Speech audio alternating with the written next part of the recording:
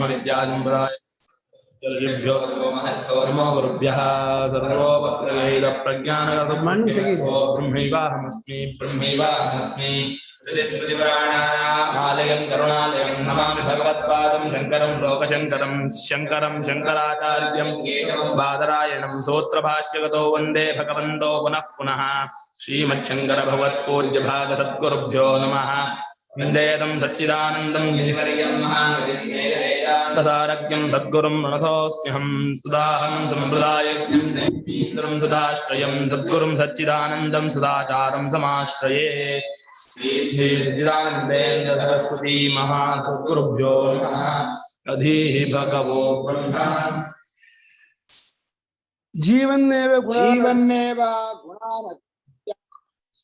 गुणानतीच्च लक्षणम् अमृतमतीच्च अमृतमश्नुते इति प्रश्नबीजं प्रतिलभ्य जीवन्नेव गुणातीत्य अमृतम् अश्नुते ಹೇಳ್ಕೊಡಿ ನೀವೇ ಹೇಳ್ಕೊಡಿ जीवन्नेव गुणातीत्य अमृतम् अश्नुते इति प्रश्नबीजं प्रतिलभ्य अर्जुन उवाच ಅರ್ಥ ಹೇಳಿ ಇದು ಜೀವನ್ನೇವ ಅಂದ್ರೆ ಬದುಕಿದ್ದಾಗಲೇ ಅಂತ ಮೂರನೇ ಸಲ ಭಾಷ್ಯಕಾರ ಹೇಳ್ತಾ ಇರೋದು.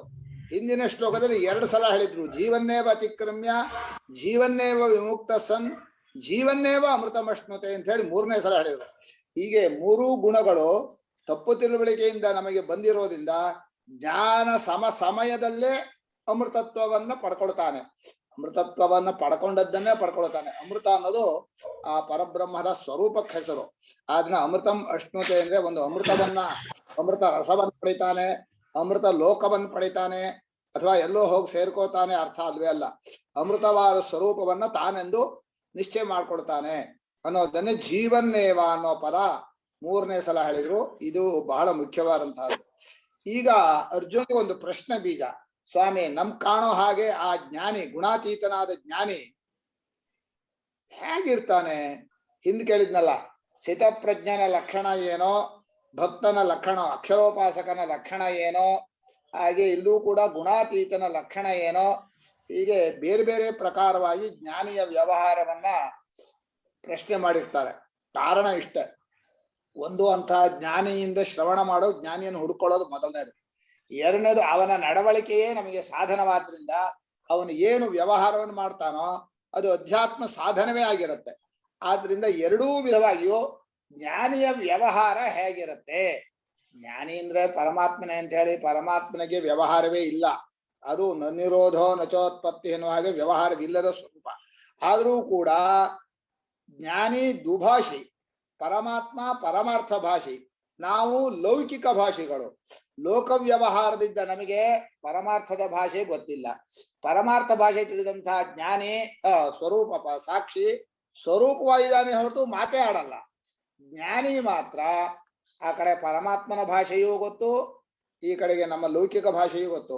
ಆದ್ರಿಂದ ದುಭಾಷಿಯಾಗಿ ನಮ್ಮ ಅಜ್ಞಾನದ ಸ್ವರೂಪವನ್ನು ಅಧ್ಯಾರೋಪ ಮಾಡಿ ಆ ಮಿಥ್ಯಾಜ್ಞಾನವನ್ನ ಕಳೆಯೋಕ್ಕೋಸ್ಕರ ಅಪವಾದ ಮಾಡುವ ಈ ಪ್ರಕ್ರಿಯಾ ಸಾಮರ್ಥ್ಯ ಜ್ಞಾನಿ ಒಬ್ಬನಿಗೆ ಇರೋದು.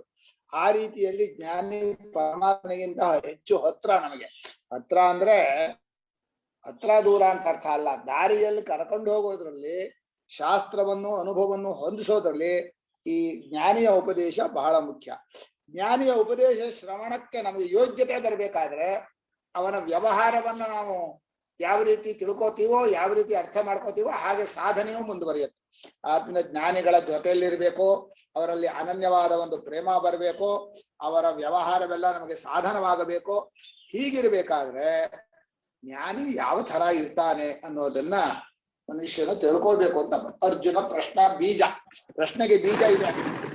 ಪ್ರಶ್ನೆ ಬೀಜ ಪ್ರತಿಲಭ್ಯ ಅರ್ಜುನ ಉವಾಚ. ಓಂ ಅರ್ಜುನ ಉವಾಚ. ओम अर्जुन उवाच गुणानेतानतीतो भवति प्रभो लिंगैः स्त्रीन् गुणानेतानतीतो भवति प्रभो किमाचारः कथञ्चैतान् स्त्रीन् गुणानतिवर्तते किमाचारः कथञ्चैतान् स्त्रीन् गुणानतिवर्तते कैर्लिङ्गैः स्त्रीन् गुणानेतानतीतो भवति प्रभो किमाचारः कथञ्चैतान् स्त्रीन् गुणानतिवर्तते कैः लिंगैः स्त्रीन् ಸ್ತ್ರೀ ಅಲ್ಲ ತ್ರೀನ್ ತ್ರೀನ್ ಗುಣಾನ್ ಸಿ ಇದೆ ಅಲ್ಲ ಅತೀತಃ ಭವತಿ ಪ್ರಭೋ ಕಿಮಾಚಾರಃ ಕಥಂ ಚ ಕಹ ಆಚಾರ ಹೆಸರ ಏತಾನ್ ಗುಣಾನ್ ತ್ರೀನ್ ಬೇಡ ಏತಾನ್ ತ್ರೀನ್ ಸ್ತ್ರೀ ಅಂತ ಮತ್ತೆ ಅತಿವರ್ತತೆ ಸ್ತ್ರೀ ನೀಲಕಣೋ ಅದು ಭಾಳ ಇಷ್ಟ ಸ್ತ್ರೀ ಅವ್ರಿಗೆ ಅದಕ್ಕೆ ಸ್ತ್ರೀ ಅಂತಾನೆ ಯಾಕೋ ಅದ ಸ್ತ್ರೀನ ಸಾಕೋ ಇಷ್ಟಪಟ್ಟಿದ್ರೆ ಹೇಳ್ಬೇಡ ಗುಣ ಅತಿವರ್ತತೆ ಯಾವ ಚಿಹ್ನೆಗಳು ಅಂತ ಇಲ್ಲಿ ಲಿಂಗೈ ಅಂತ ಹೇಳಿರೋದು ಯಾವ ಅವನ ನಡವಳಿಕೆ ಅವನ ಭಾಷೆ ಅವನ ವ್ಯವಹಾರ. ಇಲ್ಲಿ ವ್ಯವಹಾರ ಅಂದ್ರೆ ಮನಸ್ಸಿನ ಆಲೋಚನೆ, ಮಾತಾಡೋದು, ನಡ್ಕೊಳ್ಳೋದು ಮೂರೂ ಸೇರಿ ಪ್ರತ್ಯಯ, ವ್ಯಪದೇಶ, ಪ್ರವೃತ್ತಿ ನಿವೃತ್ತಿಗಳನ್ನ ವ್ಯವಹಾರ ಅಂದ್ಯಾರು. ಈ ಮೂರು ಜ್ಞಾನಿಯಲ್ಲಿ ಹೇಗಿರುತ್ತೆ ಅಂತ. ನಿಜವಾಗಿ ಜ್ಞಾನಿಯಲ್ಲಿ ವ್ಯವಹಾರವೇ ಇರೋಲ್ಲ ಅನ್ನೋ ಪರಮಾರ್ಥ ದೃಷ್ಟಿಯಾದ್ರು ಇಲ್ಲಿ ನಮ್ಮ ವ್ಯಾವಹಾರಿಕ ದೃಷ್ಟಿ ಇರೋರು ಬೇಕು. ಆದ್ರಿಂದ ಆ ಯಾವ ಚಿಹ್ನೆಗಳಿಂದ ಅವನ ವ್ಯವಹಾರವನ್ನು ಗುರುತಿಸ್ಬೇಕು.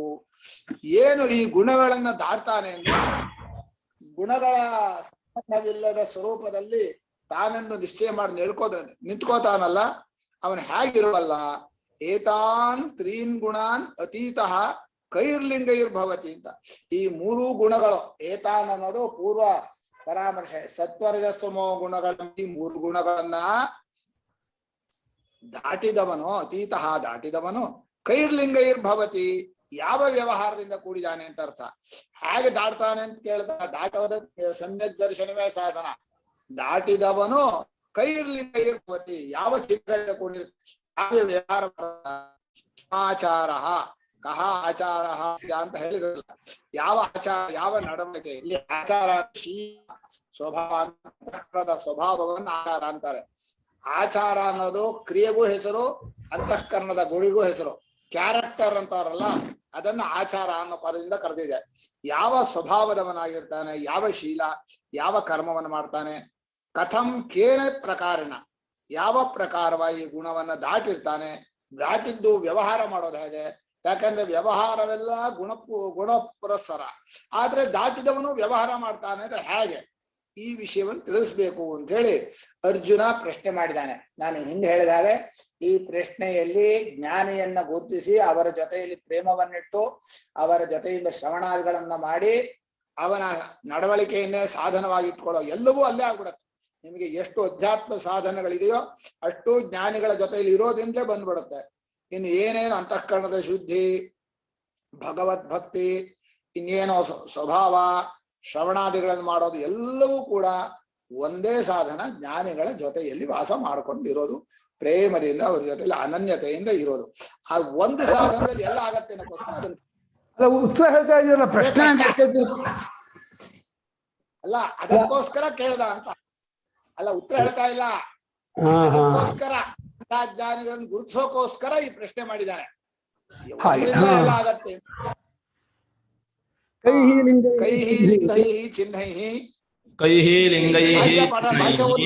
ತ್ರೀನ್ ಏತಾನ್ ವ್ಯಾಖ್ಯಾತಾನ್ ಗುಣಾನ್ ಅತೀತಃ ತ್ರೀನ್ ಏತಾನ್ ವ್ಯಾಖ್ಯಾತಾನ್ ಗುಣಾನ್ ಅತೀತಃ ಅತಿಕ್ರಾಂತೋ ಭವತಿ ಪ್ರಭೋ ಅತಿಕ್ರಾಂತಃ ಭವತಿ ಪ್ರಭೋ ಕಿಮಾಚಾರಃ ಕಿಮಾಚಾರಃ ಕಹ ಅಸ್ಯ ಆಚಾರಃ ಇತಿ ಕಿಮಾಚಾರಃ ಕಹ ಅಸ್ಯ ಆಚಾರಃ ಇತಿ ಕಿಮಾಚಾರಃ ಕಥಂ ಕೇನ ಚ ಪ್ರಕಾರೇಣ ಏತಾನ್ ತ್ರೀನ್ ಗುಣಾನ್ ಅತಿವರ್ತತೆ ಕಥಂ ಏತತ್ ಪ್ರಕಾರೇಣ ಏತಾನ್ ತ್ರೀನ್ ಗುಣಾನ್ ಅತಿವರ್ತತೆ ಅತೀತ್ಯ ವರ್ತತೆ.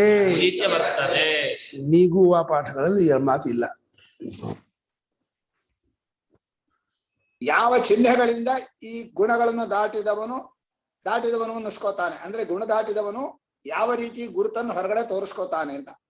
ಇಲ್ಲಿ ಅವ್ಯಕ್ತ ಲಿಂಗ ಅವ್ಯಕ್ತಾಚಾರ ಅಂತ ಶ್ರುತಿ ಹೇಳಿದ್ರು ಕೂಡ ಹೊರಗಡೆ ಏನೋ ಒಂದು ಕಾಣುತ್ತಲ್ಲ, ಮಾತಾಗ್ಲಿ, ಮನಸ್ಸಾಗ್ಲಿ, ನಡವಳಿಕೆ ಆಗ್ಲಿ, ಮತ್ತೊಬ್ಬರ ವ್ಯವಹಾರದಲ್ಲಿ ಇನ್ನೊಬ್ಬರನ್ನ ನಾವು ಗುರುತಿಸೇ ವ್ಯವಹಾರ ಮಾಡೋದು. ಅಲ್ಲ ಜ್ಞಾನಿ ಮುಖ ನೋಡಿದ್ರೆ ಜ್ಞಾನಿಗಳು ಗೊತ್ತಾಗ್ತಾರ, ಮುಖ ನೋಡಿದ್ರೆ ಇವ್ರು ಜ್ಞಾನಿಗಳು ಗೊತ್ತಾಗ್ತಾರ. ಲಿಂಗ ಅಂದ್ರೆ ಜ್ಞಾನಿಗಳನ್ನ ಮುಖದಿಂದ ಗೊತ್ತಾಗತ್ತೆ. ಅವ್ರು ಹೇಳೋದು ಚಿತ್ತಪ್ರಜ್ಞಾನ ಲಕ್ಷಣದಲ್ಲಿ ಇದ್ದ ಹಾಗೆ ಕಾಮಾದಿಗಳನ್ನು ಮೀರಿರೋದು, ಅವನ ಉಪದೇಶವನ್ನು ಶ್ರವಣ ಮಾಡಿದ್ರೆ ತನ್ನ ಅಜ್ಞಾನ ಹೋಗೋ, ತನ್ನ ಅನುಭವ, ಯಾರ ಜೊತೆಯಲ್ಲಿದ್ದಾಗ ಮನಸ್ಸು ದೋಷಗಳನ್ನೆಲ್ಲ ತೊಳೆಯತ್ತೆ, ತನ್ನ ದೋಷವನ್ನು ತಾನಾಗಿಯೇ ಗುರುತಿಸ್ಕೊಳ್ತಾನೆ. ಇದೆಲ್ಲ ಜ್ಞಾನಿ. ಅವನವನಿಗೆ ಅವನವನು ಕಂಡುಕೊಂಡಂತಹ ಜ್ಞಾನಿ ಆಗ್ತಾನೆ. ಒಬ್ಬರೇ ಜ್ಞಾನಿ ಅಂತ ಅನ್ಸೋದೂ ಇಲ್ಲ. ಭಾಷ್ಯಕಾರರು ಪ್ರಹಸಿತವದನಃ ಪ್ರಸನ್ನ ನೇತ್ರ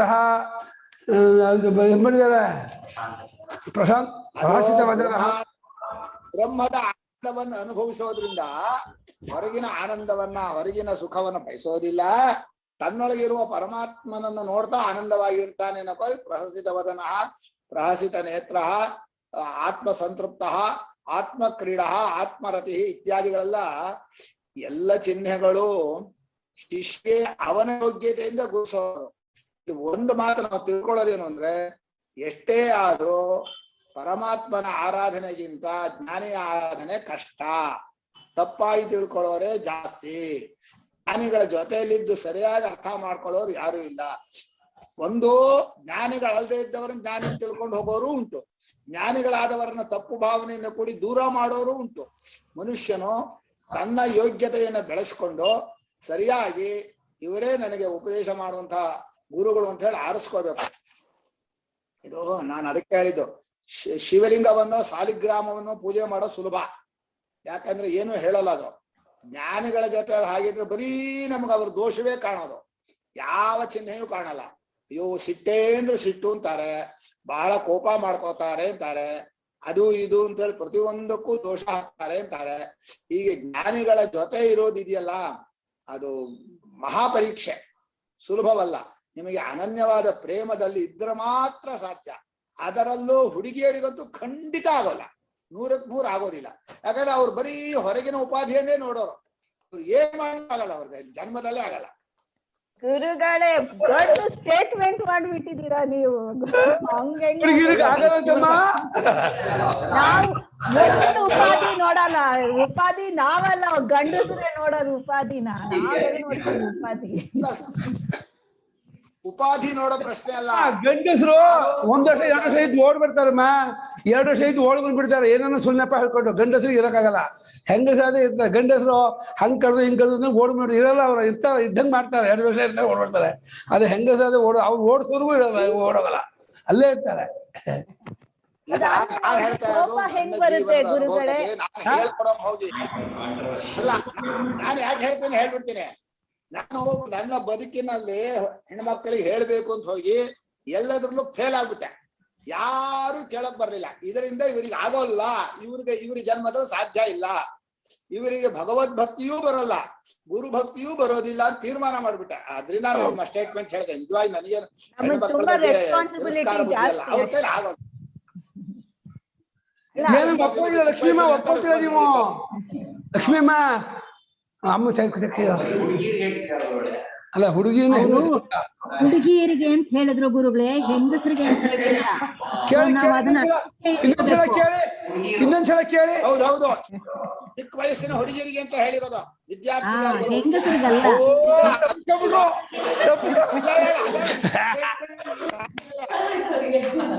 ಹೆಂಗಸರಿಗಾಗತ್ತಾ? ಹೆಂಗಸರಿಗಾಗತ್ತಾ? ಹೆಂಗಸರಿಗಾಗತ್ತಾ? ಹೆಂಗಸರಿಗೆ ಮುಂಚೆ ಮಾಡಬಹುದಾಗಿತ್ತು ಅಂತ ಗೊತ್ತಾಗತ್ತೆ ಅಷ್ಟೇ. ಹಾಗೆ ಅವ್ರಿಗೂ ಆಗಲ್ಲ. ಆಗಲೇ ನಿಮ್ ಪ್ರಕಾರ ಅವ್ರಿಗೂ ಆಗಲ್ಲ. ಅಲ್ಲ, ಮುಂಚೆ ಮಾಡ್ಕೋಬೇಕಾಗಿತ್ತು ಅನ್ಸತ್ತೆ.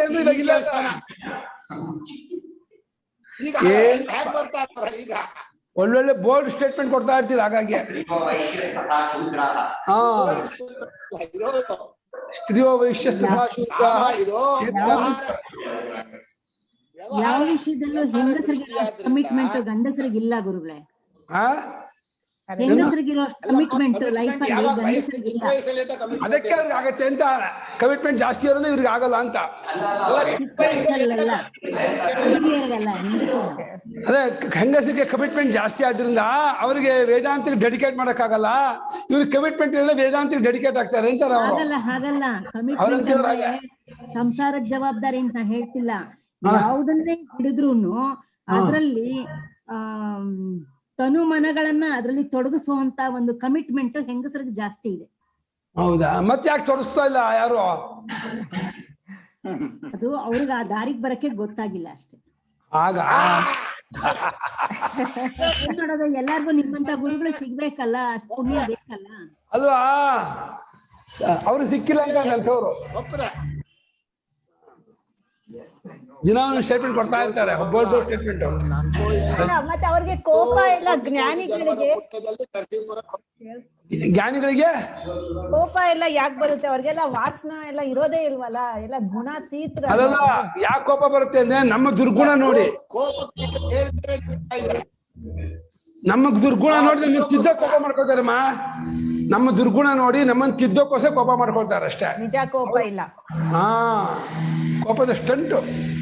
ಅವ್ರು ಒಳಗೆ ಕೋಪ, ಅವರು ನಮ್ಮಲ್ಲಿರುವ ಸುಳ್ಳು ಹೇಳೋದು, ವಂಚನೆ ಮಾಡೋದು, ಕಪಟ, ಮಾಯ, ಮೋಸ ಇತ್ಯಾದಿ ಗುಣಗಳು, ಸೋಮಾರಿತನ, ಈ ನಮ್ಮ ರುಜುತ್ವ, ಇದೆಲ್ಲ ನೋಡಿ ಅವರು ತಿದ್ದಕ್ಕೋಸ್ಕರ ಬೈತಾರೆ ಅಷ್ಟೇ. ಈ ಶ್ಲೋಕ ವ್ಯವಹಾರ ದೃಷ್ಟಿಯ ಶ್ಲೋಕ ಆದ್ರಿಂದ ಇಷ್ಟೆಲ್ಲ ಹೇಳದೆ ನಾನು. ಪರಮಾರ್ಥ ದೃಷ್ಟಿ ಆದ್ರೆ ಇದನ್ನ ಹೇಳ್ತಿರ್ಲಿಲ್ಲ. ಹೀಗೆ ಏನು ಅವನ ನಡವಳಿಕೆ, ಯಾವ ಪ್ರಕಾರವಾಗಿ ಮೂರು ಗುಣಗಳನ್ನು ನೀಡ್ತಾನೆ ಅಂತ ಕೇಳಿದಾಗ, ಈ ಕೇಳಿದ ಪ್ರಶ್ನೆಗೆ ಗುಣಾತೀತಸ್ಯ ಲಕ್ಷಣಂ, ಮುಂದಿನ ಭಾಷೆ ಓದಿಸಿ. ಗುಣಾತೀತಸ್ಯ ಲಕ್ಷಣಂ ಗುಣಾತೀತತ್ವ ಉಪಾಯಂಚ ಅರ್ಜುನೇನ ಪೃಷ್ಟಃ ಅಸ್ಮಿನ್ ಶ್ಲೋಕೆ.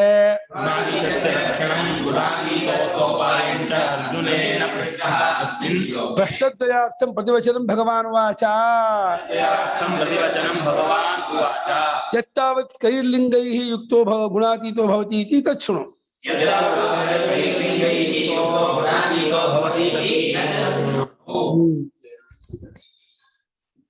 ಹೇಳಿ.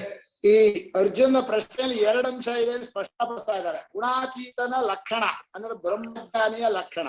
ಇನ್ನು ಗುಣಾತೀತತ್ವ ಉಪಾಯ. ಉಪಾಯ ಅಂದ್ರೆ ಅವನ ವ್ಯವಹಾರ, ಅವನ ನಡವಳಿಕೆಯೇ ಸಾಧನವಾಗೋದು. ಯಾನಿ ಹಿ ಅಧ್ಯಾತ್ಮ ಶಾಸ್ತ್ರೆ ಕೃತಾರ್ಥ ಲಕ್ಷಣಾನಿ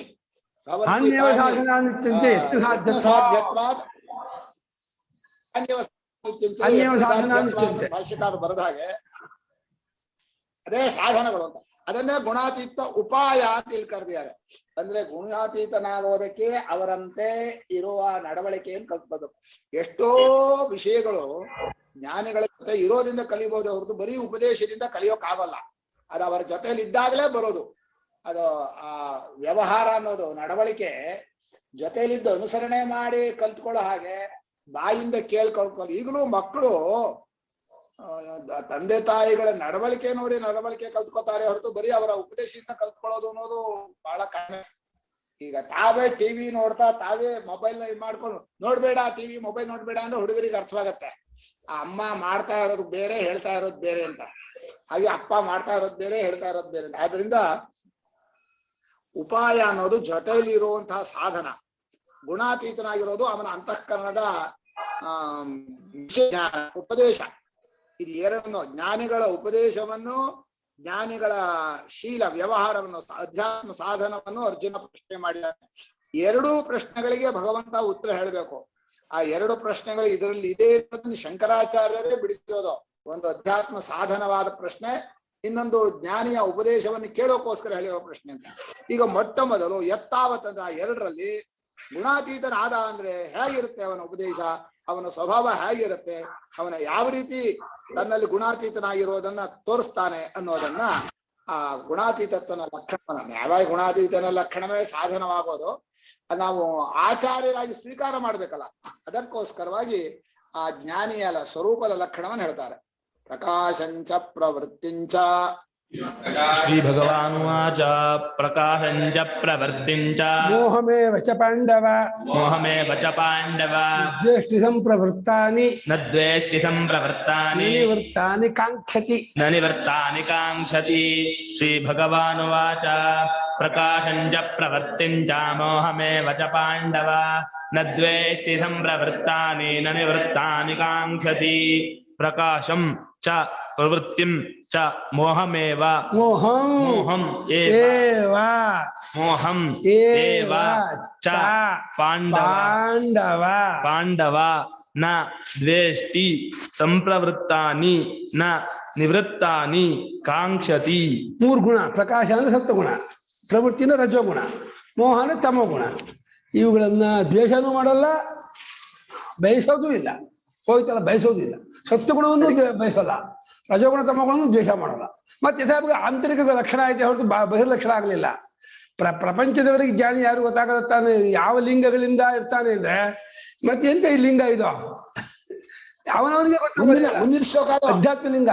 ಮುಂದಿನ ಶ್ಲೋಕದಲ್ಲೇ ಮುಂದಿನ ಕಿಮಾಚಾರ ಮುಂದೆ ಇದು ಸ್ವರೂಪ ಲಕ್ಷಣ, ಅದು ನಡವಳಿಕೆ ಲಕ್ಷಣ. ಹೇಳಿದ್ದಾರೆ ಭಾಷ್ಯಕಾರರು. ಉದಾಸೀನಾಗಿದ್ದವ್ರಲ್ಲ ಜ್ಞಾನಿಗಳಾಗಲ್ಲಪ್ಪ.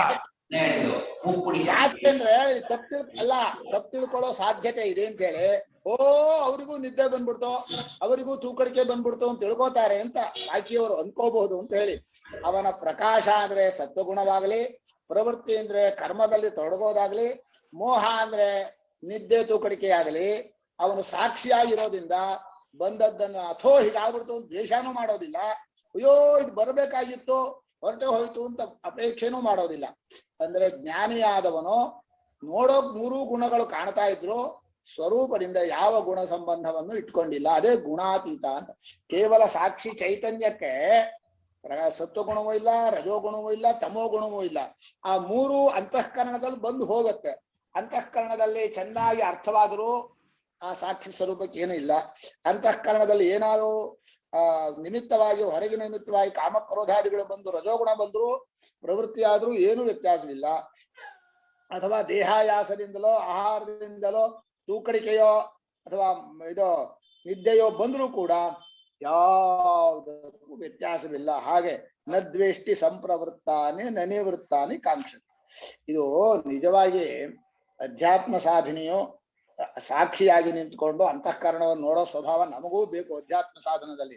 ಅವನಾದ್ರೆ ಸ್ವಾಭಾವಿಕವಾಗಿರ್ತಾನೆ. ನಾವು ಪ್ರಯತ್ನದಿಂದ ಅಂತಃಕರಣದಿಂದ ಬಿಡಿಸ್ಕೊಂಡು ಆ ಗುಣಗಳನ್ನ ನೋಡ್ತಾ, ಬಂದ್ಯಾ ಸತ್ವಗುಣ ಬಂದ್ಯಾ ನೋಡ್ತಾ ಇರೋ, ಹೋದ್ಯಾ ಹೋದ್ಯಾ ಅನ್ನೋದು. ಹೀಗೆ ರಜೋಗುಣ ಬಂದ್ಯಾ ಬಂತು, ಹೋಯ್ತು. ಕೋಪ ಆಗ್ಲಿ, ಕಾಮವಾಗ್ಲಿ, ಜ್ಞಾನವಾಗ್ಲಿ, ಏನೇ ಬಂದ್ರು ಉಬ್ಬದೆ ಕುಗ್ಗದೆ ಬಂದದ್ದಕ್ಕೆ ಸಂತೋಷ ಪಡದೆ ಹಾಗೇ ಸಾಕ್ಷಿಯಂತೆ ನಿರ್ವಿಕಾರವಾಗಿರುವ ಒಂದು ಸ್ವಭಾವ ಮನುಷ್ಯನಿಗೆ ಪ್ರಯತ್ನ ಸಾಧ್ಯವಾಗೋದಕ್ಕೆ ಅಧ್ಯಾತ್ಮ ಸಾಧನ. ಅದನ್ನೇ ಭಗವಂತ ಜ್ಞಾನಿಯ ಲಕ್ಷಣ ಅಂತ ಹೇಳಿದ್ದಾನೆ. ಪ್ರಕಾಶಂಚ ಭಾಷ್ಯ ಓದಿಸಿ. ಪ್ರಕಾಶಂಚ ಸತ್ವಕಾರ್ಯಂ, ಪ್ರವೃತ್ತಿಂಚ ರಜಃ ಕಾರ್ಯಂ, ಮೋಹಮೇವ ಚ ತಮಃ ಕಾರ್ಯಂ, ಇತ್ಯೇತಾನಿ ನದ್ವೇಷ್ಟಿ ಸಂಪ್ರವೃತ್ತಾನಿ, ಸಮ್ಯಕ್ ಗುಹ್ಯಭಾವೇನ ಉದ್ಭೂತಾನಿ.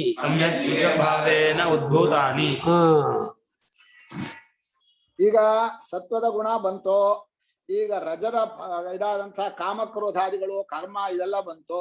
ಹೀಗೆ ತಮೋ ಗುಣವಾದಂತಹ ಕಾರ್ಯ, ತಮೋ ಗುಣದ ಫಲ ಮೋಹ, ಪ್ರಮಾದ, ತೂಕಡಿಕೆ ಇವೆಲ್ಲ ಬಂತು, ಮರ್ತೋಗ್ಬಿಡತ್ತೆ. ಇದೇನಾದ್ರೂ ಕೂಡ ಸ್ವರೂಪದಲ್ಲಿ ಮಾತ್ರ ಏನೂ ವ್ಯತ್ಯಾಸವಿಲ್ಲ. ಅಯ್ಯೋ ನಾನು ಮರೆತು ಬಿಟ್ಟೆ, ಅಯ್ಯೋ ನನಗೆ ಇದು ಬಂತು ಅಂತ ಹೇಳಿ ದ್ವೇಷವೂ ಇಲ್ಲ. ಅದು ಚೆನ್ನಾಗಿ ವಿಷಯವಾದಾಗ ಎದ್ದಾಗ ಅದರಿಂದ ಹೆಚ್ಚು ಆಗೋದಿಲ್ಲ, ಕಡಿಮೆನೂ ಆಗೋದಿಲ್ಲ. ಅದನ್ನು ಭಾಷ್ಯಕಾರರು ಮುಂದಿನ ವಾಕ್ಯದಲ್ಲಿ ವಿವರಣೆಯಾಗಿ ಬರಿತಾ ಇದ್ದಾರೆ. ಮಮ ತಾಮಸ ಪ್ರತ್ಯಯೋ ಜಾತಃ, ಮಮ ತಾಮಸ ಪ್ರತ್ಯಯೋ ಜಾತಃ, ತೇನಾಹಂ ಮೂಢಃ, ತಥಾ ರಾಜಸೀ ಪ್ರವೃತ್ತಿಃ ಮಮ ಉತ್ಪನ್ನ ದುಃಖಾತ್ಮಿಕಾ, ತೇನಾಹಂ ರಜಸಾ ಪ್ರವರ್ತಿತಃ, ಪ್ರಚಲಿತ ಸ್ವರೂಪ ಕಷ್ಟಂ ಮಮ ವರ್ತತೆ, ಯೋಯಂ ಸ್ವರೂಪಾವಸ್ಥಾನ ಭ್ರಂಶಃ. ಹೇಳಿ. ಈಗ ನನಗೆ ರಜೋಗುಣ ಬಂತು, ತಮೋಗುಣ ಬಂತು. ತಮೋಗುಣ ಅಂದ್ರೆ ವಿವೇಕವೇ ಆಗ್ಲಿಲ್ಲ, ಏನೋ ಮಂಕವಿತು. ಈಗ ನಾನು ಮೂಢನಾಗ್ಬಿಟ್ಟೆ ಅಂತ ಅವನಿಗೇನು ಅನ್ಸೋದಿಲ್ಲ. ಅವನು ತನ್ನ ಚೈತನ್ಯ ಸ್ವರೂಪದಲ್ಲೇ ಇರೋದ್ರಿಂದ ಅಂತಃಕರಣದ ಮೌಢ್ಯ ಸಾಕ್ಷಿ ಚೈತನ್ಯಕ್ಕೆ ಸ್ವಲ್ಪವೂ ತಗೊಳ್ದೆ ಅಹಂ ಮೂಢ ಅಂತ ಅನ್ಸೋದೇ ಇಲ್ಲ. ಯಾರಾದ್ರೂ ನೀನ್ ದಡ್ಡ ಕಣೋ ನಿಂಗೆ ಅರ್ಥವಾಗಲ್ಲ ಅಂದ್ರೆ ಆ ದಡ್ಡ ಅಂತ ಹೇಳ್ತಾ ಬೈತಾ ಇರೋದು ತನ್ನ ಅಂತಃಕರಣದ ಪ್ರತ್ಯವನ್ನೇ ಹೊರತು ಕೇವಲ ತಾನೇ ಆಗಿರುವ ಸಾಕ್ಷಿಯನ್ನು ಅವನು ಬೈತಾ ಇಲ್ಲ. ಅವನ ಸಾಕ್ಷಿಯು ಪರಮಾರ್ಥವಾಗಿ ಎಲ್ಲರಿಗೂ ಒಬ್ಬನೇ. ಆದ್ರಿಂದ ಅವನು ತನ್ನ ಸ್ವರೂಪವನ್ನು ಹೇಗೆ ಬೈಕೊಳ್ಳಲ್ವೋ ಇನ್ನೊಬ್ಬರಲ್ಲೂ ಅದೇ ಸಾಕ್ಷಿನ ಅವನು ಬೈಯೋದಿಲ್ಲ. ಒಬ್ಬನೇ ಸಾಕ್ಷಿ ಇಬ್ಬರಿಗೂ ಇರೋದು. ಆದ್ರಿಂದ ಅಹಂ ಮೂಢ ತ್ವಂ ಮೂಢ ಅಂತ ಹೇಳೋದು ಕೇವಲ ಅಂತಃಕರಣದಲ್ಲಿರುವ ತಮೋಗುಣ ಪ್ರತ್ಯಯದಿಂದ. ಹಾಗೆ ರಜೋಗುಣ ಬಂದ್ಬಿಡುತ್ತೆ. ರಜೋಗುಣದಿಂದ ತುಂಬಾ ಕ್ಲೇಶವ, ಅಂತಃಕರಣ ಚಂಚಲವಾಗ್ಬಿಡತ್ತೆ. ಏನೋ ಆಯ್ತು, ನಾನು ಹೀಗೆ ರಜೋಗುಣದಿಂದ ನನ್ನ ಸ್ವರೂಪದಿಂದ ಜಾರ್ ಬಿಟ್ಟೆ, ಅದರ್ಸಲ್ಲ. ಸ್ವರೂಪ ಬಿಟ್ಟು ಹೊರಗಡೆ ಪ್ರಪಂಚಕ್ಕೆ ಹೋದೆ, ಅಯ್ಯೋ ಕಷ್ಟವೇ ನನ್ ಸ್ವರೂಪದಿಂದ ಬಂದು ಬಿಟ್ನಲ್ಲ, ಹೊರಗಿಸ್ಬಿಟ್ನಲ್ಲ ಅಂತ ಈ ರೀತಿಯಾದಂತ ರಜೋಗುಣದ ಒಂದು ದುಃಖವು ಬೇಜಾರ.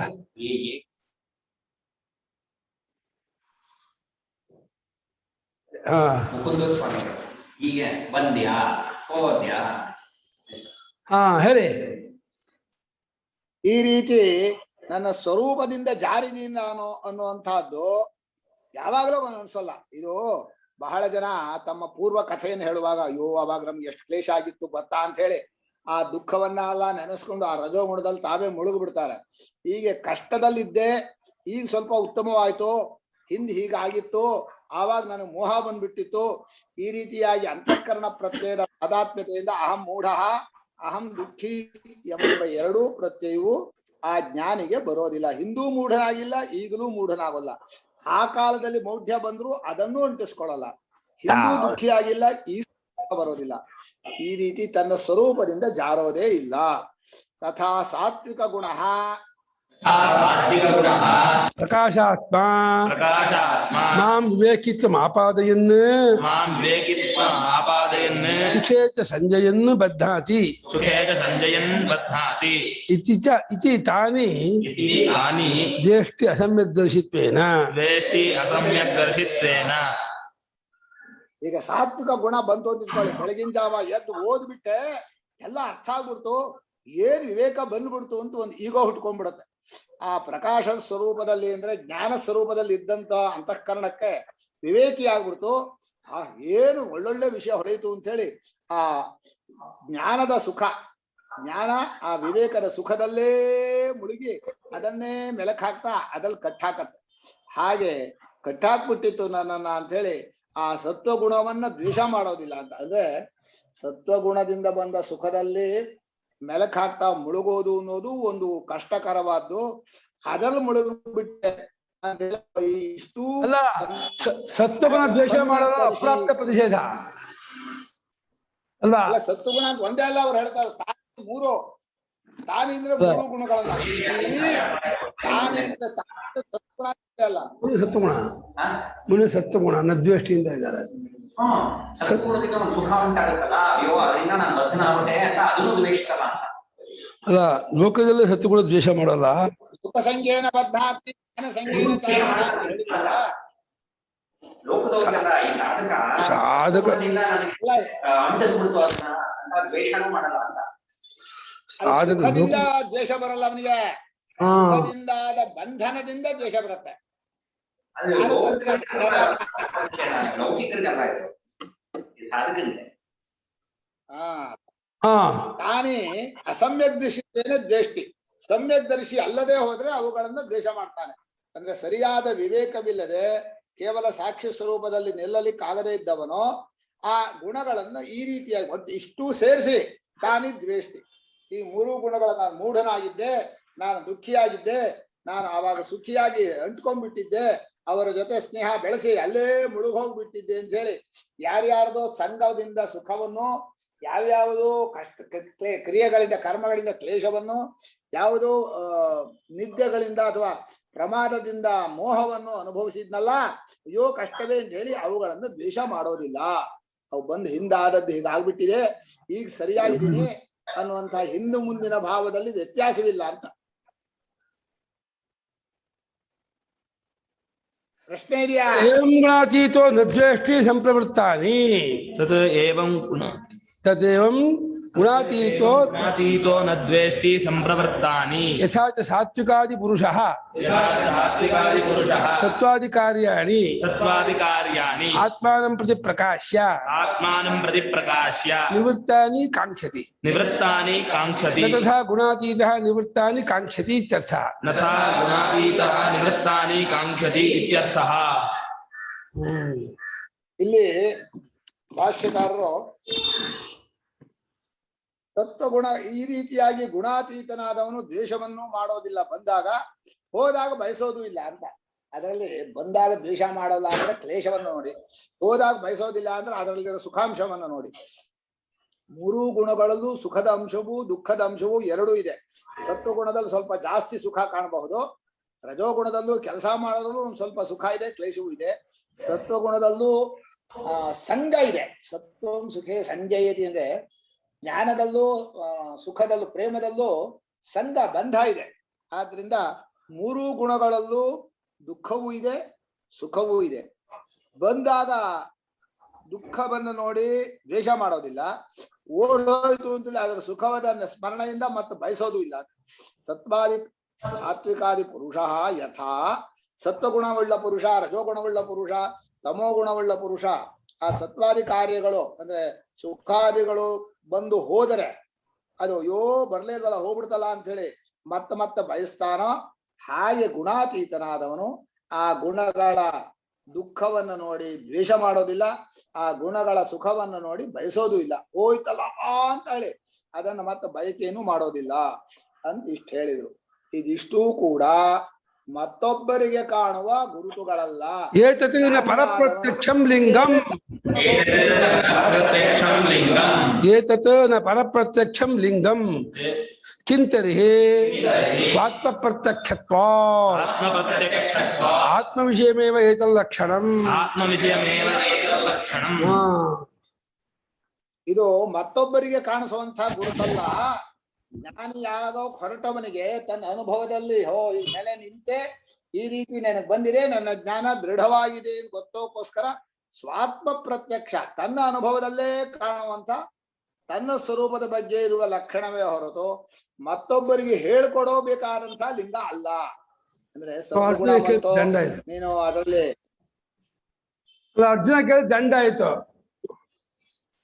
ಅಲ್ಲ ಅರ್ಜುನ ಕೇಳಿದ್ದಿರಲು ಅರ್ಥ ಇದೆ. ಉಪದೇಶ ಶ್ರವಣ ಕಾಲದಲ್ಲಿ ಅನುಭವದಲ್ಲಿ ನೆನೆ ನಿಂತಾಗ ಈ ತರ ಅನುಭವ ಬರ್ಬೇಕಲ್ಲ.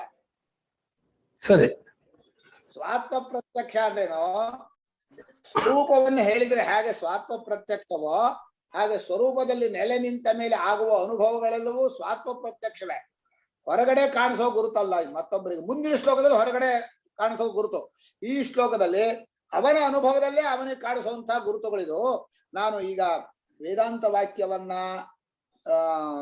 ವಾಕ್ಯಾರ್ಥ ವಿಚಾರವನ್ನ ಗುರುಗಳಿಂದ ಶ್ರವಣ ಮಾಡಿದ್ನಲ್ಲ, ನನ್ನ ಅನುಭವ ಗಟ್ಟಿಯಾಗಿದೆಯಾ ಅಂತ ಶಿಷ್ಯ ಹೇಳಿದ್ದಲ್ಲ. ನಾಹಂ ವೇದ ಸುವೇದೇತಿ ನೋನ ವೇದೇತಿ ವೇದಚ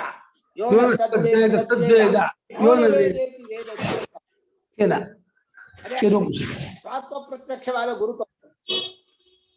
ಈ ರೀತಿ ಸ್ವಾತ್ಮ ಪ್ರತ್ಯಕ್ಷ ಅಂದ್ರು ತನಗೆ ಮಾತ್ರ ಕಾಣುವಂತಹದ್ದು ಪರಪ್ರತ್ಯಕ್ಷ ಅಲ್ಲ, ಮತ್ತೊಬ್ಬರಿಗೆ ಕಾಣುವಂತಹ ಗುರುತಲ್ಲ. ಯಾಕೆಂದ್ರೆ ಇವನಿಗೆ ಸತ್ವಗುಣ ಬಂದಾಗ ಆ ವಿವೇಕ ಕಾಣಿಸ್ತಾ ಇರುತ್ತಲ್ಲ, ಹೊಗಳು ಬಿಡ್ತಾರೆ ಬಾಕಿಯವರು, ಏನು ವಿವೇಕದಿಂದ ಹೇಳಿದ್ರು ಅಂತ. ಆದ್ರೆ ಆ ವಿವೇಕ ಗುಣ ತನ್ನದಾಗಿಲ್ಲ ಅಂತ ಅವನಿಗೆ ಗೊತ್ತಿರುತ್ತೆ. ಸಿಟ್ಟು ಬಂದಾಗ ಬೈದಿರ್ತಾರೆ, ಏನ್ರು ಇವ್ರು ಸಿಟ್ಟು ಅಂತ ಅಂದ್ಬಿಡ್ತಾರೆ. ಆದ್ರೆ ನಿಜವಾಗಿ ಅವನಿಗೆ ಆ ಸಿಟ್ಟಿನ ಸ್ವರೂಪ ಸೇರಿಲ್ಲ. ಅಯ್ಯೋ ತೂಕಡಿಗೆ ಮಾಡ್ಬಿಟ್ರು ಗುರುಗಳಿಗೆ ಈ ತರ ಆಗ್ಬಿಡ್ತು, ಆಲಸ್ಯ ಆಗ್ಬಿಡ್ತು, ಮರತೆ ಹೋಗ್ಬಿಡ್ತು ಅಂತ ಹೇಳ್ತಾರೆ. ಆ ಗುರುಗಳಿಗೆ ಗೊತ್ತಿದೆ ಈ ಮರತಂಥ ತಮೋಗುಣ ಪ್ರತ್ಯಯ, ಆ ತೂಕಡಿಕೆ ಆಗ್ಲಿ ಆ ನಿದ್ದೆ ಆಗ್ಲಿ ತನ್ನ ಸ್ವರೂಪಕ್ಕೆ ಸೇರಿಲ್ಲ. ಈ ಮೂರೂ ಗುಣಗಳು ತನಗೆ ಸೇರಿಲ್ಲ ಅನ್ನೋದು ಗುರುಗಳಿಗೆ ಮಾತ್ರ ಗೊತ್ತೇ ಹೊರತು ಮತ್ತೊಬ್ಬರಿಗೆ ಗೊತ್ತಾಗುವಂತಹ ಗುರುತಲ್ಲ. ಹಾಗಾದ್ರೆ ಯಾಕೆ ಉಪದೇಶ ಮಾಡಿದ್ರು ಅಂದ್ರೆ ಬಾಕಿಯವರಿಗೆ ಈ ಅನುಭವ ಆತ್ಮಾನುಭವ ಬಂದ್ಮೇಲೆ ಇದೂ ಸೇರ್ಕೊಂಡಿದೆ ಅಂತ ಗೊತ್ತಾಗ್ಲಿ ಅಂತ.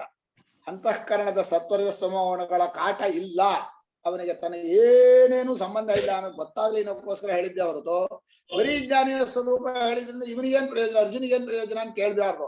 ಅರ್ಜುನನು ಕೂಡ ಜ್ಞಾನಿಯಾದ ಮೇಲೆ ಈ ಸ್ವಭಾವವನ್ನು ಅನುಭವಿಸ್ತಾನೆ. ಯಾರ್ಯಾರು ತನ್ನ ಸ್ವರೂಪ ಜ್ಞಾನವನ್ನು ಅನುಭವಿಸ್ತಾರೋ ಅವರಿಗೆ ಈ ಅನುಭವವು ಜೊತೆಲಿ ಇರತ್ತೆ ಅನ್ನೋಕ್ಕೋಸ್ಕರ ಹೇಳಿದ್ದು ಅಂತ ಹೇಳಿದ್ರು. ಇದು ಆತ್ಮ ಪ್ರತ್ಯಕ್ಷ ಲಿಂಗ. ನಿಜವಾಗಿ ಕೇಳಿದ್ರೆ ಅಷ್ಟೂ ಬ್ರಹ್ಮಜ್ಞಾನಿಯ ಲಕ್ಷಣಗಳು ಆತ್ಮ ಪ್ರತ್ಯಕ್ಷವೇ. ಕೆಲವು ನಾವು ಊಹೆ ಮಾಡೋದು. ಬರೀ ಆತ್ಮಜ್ಞಾನಿ ಯಾಕೆ, ಮತ್ತೊಬ್ಬರ ಮನಸ್ಸಿನ ಸ್ವಭಾವ ಊಹೆ ಮಾಡೋದೆಲ್ಲ ಊಹೆಯ ಹೊರತು ನಿಜವಾಗಿಲ್ಲ. ಅವರವರಿಗೆ ಗೊತ್ತು ಅವರವರು ಎಷ್ಟೆಷ್ಟು ಅಂತ. ತನ್ನ ಸ್ವಭಾವ ಏನೋ, ತನ್ನಲ್ಲಿ ಎಷ್ಟು ಗಟ್ಟಿ ಇದೆ ಅನ್ನೋದು ತನಗೆ ಮಾತ್ರ ಗೊತ್ತೇ ಹೊರತು ಬೇರೊಬ್ಬರಿಗೆ ಅರ್ಥವಾಗೋದು ಅನ್ನೋದು ಸುಮ್ಮನೆ ಊಹೆ.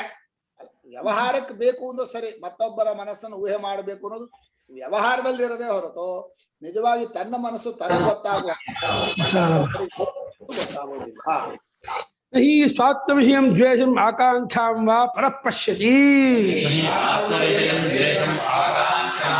ಕೇಳಿ ಪಶ್ಯತಿ. ಕೇಳ್ಬೋದು. ಸೊ ಗುಣ ಎಲ್ಲ ಆಡ್ತಾನೆ ಇರುತ್ತೆ, ಇವರು ಸಾಕ್ಷಿ ತರ ನಿಂತ್ಕೊಂಡು ಜ್ಞಾನಿ ಆದವರು ಸಾಕ್ಷಿ ತರ ನೋಡ್ತಾ ಇರ್ತಾರೆ. ಅದು ಯಾವ ಗುಣ ಬಂತು, ಈ ಗುಣ ಬಂತು, ಆ ಗುಣ ಹೋಯ್ತು, ತಮಸಿನ ಗುಣ ಹಂಗೆ ಅಂತ. ಜ್ಞಾನಿ ಮಾತ್ರ ಅಲ್ಲಮ್ಮ, ಎಲ್ಲರಿಗೂ ಗುಣಗಳು ಹಂಗೆ ಹೌದು. ನಾವ್ ಅದ್ರಲ್ಲಿ ಜ್ಞಾನಿ ಗುರುತಿಸ್ಕೊಂಡಿರ್ತಾರೆ, ಇವ್ರು ಅಂಟ್ಕೊಂಡಿರ್ತಾರೆ ಅಷ್ಟೇ. ಜ್ಞಾನಿ ಮಾತ್ರ ಬೇರೆ ಆಗಿದ್ದ ನಾವೆಲ್ಲ ಸೇರ್ಕೊಳ್ತಿದ್ರೆ ಯಾರು ಗುಣಗಳು ಸೇರ್ಕೊಂಡವರಲ್ಲ, ಎಲ್ಲರೂ ಗುಣಾತೀತಾರೆ. ಅದನ್ನ ಜ್ಞಾನಿ ಐಡೆಂಟಿಫೈ ಮಾಡ್ಕೊಂಡಿರ್ತಾರೆ, ಬಾಕಿಯವರು. ಆದ್ರೆ ಏನ್ ಹೇಳಿದ್ರು ಜ್ಞಾನಿಯಲ್ಲಿ ಸತ್ವಗುಣ ಜಾಸ್ತಿ ಇರುತ್ತೆ, ಪೂರ್ತಿ ಜಾಸ್ತಿ ಅದೇ ಇರುತ್ತೆ. ಯಾಕೆಂದ್ರೆ ಅವನ ಆಹಾರದಲ್ಲೂ ವ್ಯವಹಾರದಲ್ಲೂ ಸರಿಯಾಗಿ ಇದಾಗಿರ್ತಾರಲ್ಲ, ಹಾಗಾಗಿ ಸತ್ವಗುಣ ಜಾಸ್ತಿ ಇದಾಗಿರುತ್ತೆ. ಯಾಕಂದ್ರೆ ಬರೀ ಸತ್ವಗುಣ ಅಲ್ಲ, ಶುದ್ಧ ಸಾತ್ವಿಕ ಅಂತ ಹೇಳ್ರಿ. ಶುದ್ಧ ಸಾತ್ವಿಕ ಅತಿ ಹೆಚ್ಚು ಭಗವದ್ಭಕ್ತಿ ಜ್ಞಾನ, ತತ್ವಜ್ಞಾನ, ಸಿಕ್ಕಾಪಟ್ಟೆ ಲೌಕಿಕ ಜ್ಞಾನದ ಜ್ಞಾನ ಅಲ್ಲ. ಅಂದ್ರೂ ರಜಸ್ಸು ತಮಸ್ಸು ಬರ್ತಾ ಇರುತ್ತೆ ಅವಾಗ ಅವಾಗ, ಅದ್ ಬರ್ಲೇಬೇಕು. ಕೆಲಸ ಮಾಡಕ್ಕಾಗಲ್ಲ, ಬರಿಬೇಕಾದ್ರೆ, ಪಾಠ ಹೇಳ್ಬೇಕಾದ್ರೆ ಪ್ರವಚನ ರಜೋಗುಣ ಬೇಕು. ಹಾಗೆ ನಿದ್ದೆ ಮಾಡ್ಬೇಕಾದ್ರೆ ತಮಗುಣ ಬೇಕು, ಬರುತ್ತೆ ತಾನೆ. ಆಯಾಸ ಅನ್ನೋದು ಕ್ರಿಯೆಯಲ್ಲಿ ಇರೋದ್ರಿಂದ ದೇಹಕ್ಕೆ ಆಯಾಸ ಆದ ಕೂಡ್ಲೆ ತಮೋ ಗುಣ ಬರುತ್ತೆ. ಆಯಾಸ ಮಾಡೋಕೆ ರಜೋಗುಣ ಬೇಕು.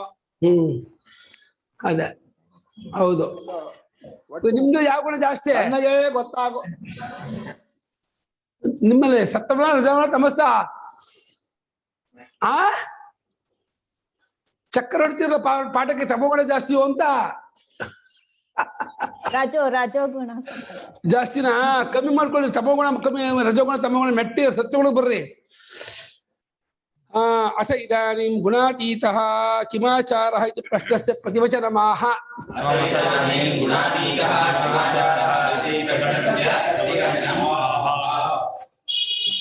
ಈಗ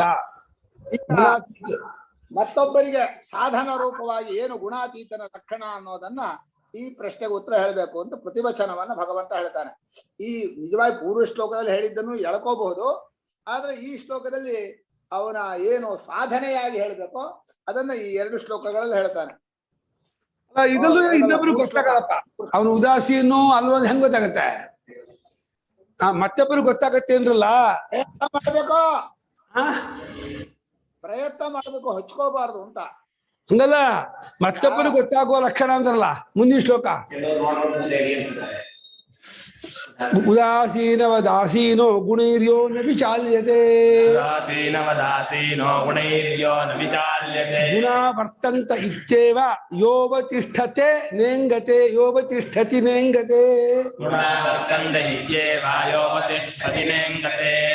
ಉದಾಸೀನವದಾಸೀನೋ ಗುಣೈರ್ಯೋ ನ ವಿಚಾಲ್ಯತೆ ಗುಣವತ್ತಂತ ಇತ್ಯೇವ ಯೋಪತಿಷ್ಠತಿ ನೇಂಗತೆ.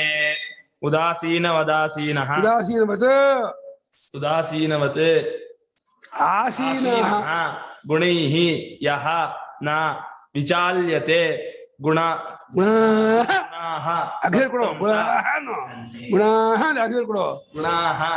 ವರ್ತಂತೆ ಇತಿ ಏವ ಯಃ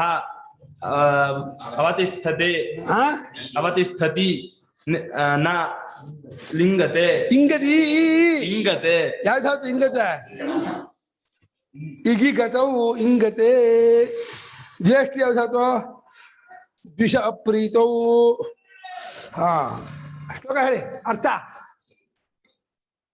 ಈಗ ಉದಾಸೀನಂತಿರ್ಬೇಕು ಅಂದ್ರೆ ಉದಾಸೀನ ಮಧ್ಯಸ್ಥ ಅರ್ಥ ವ್ಯತ್ಯಾಸ ಇದೆ.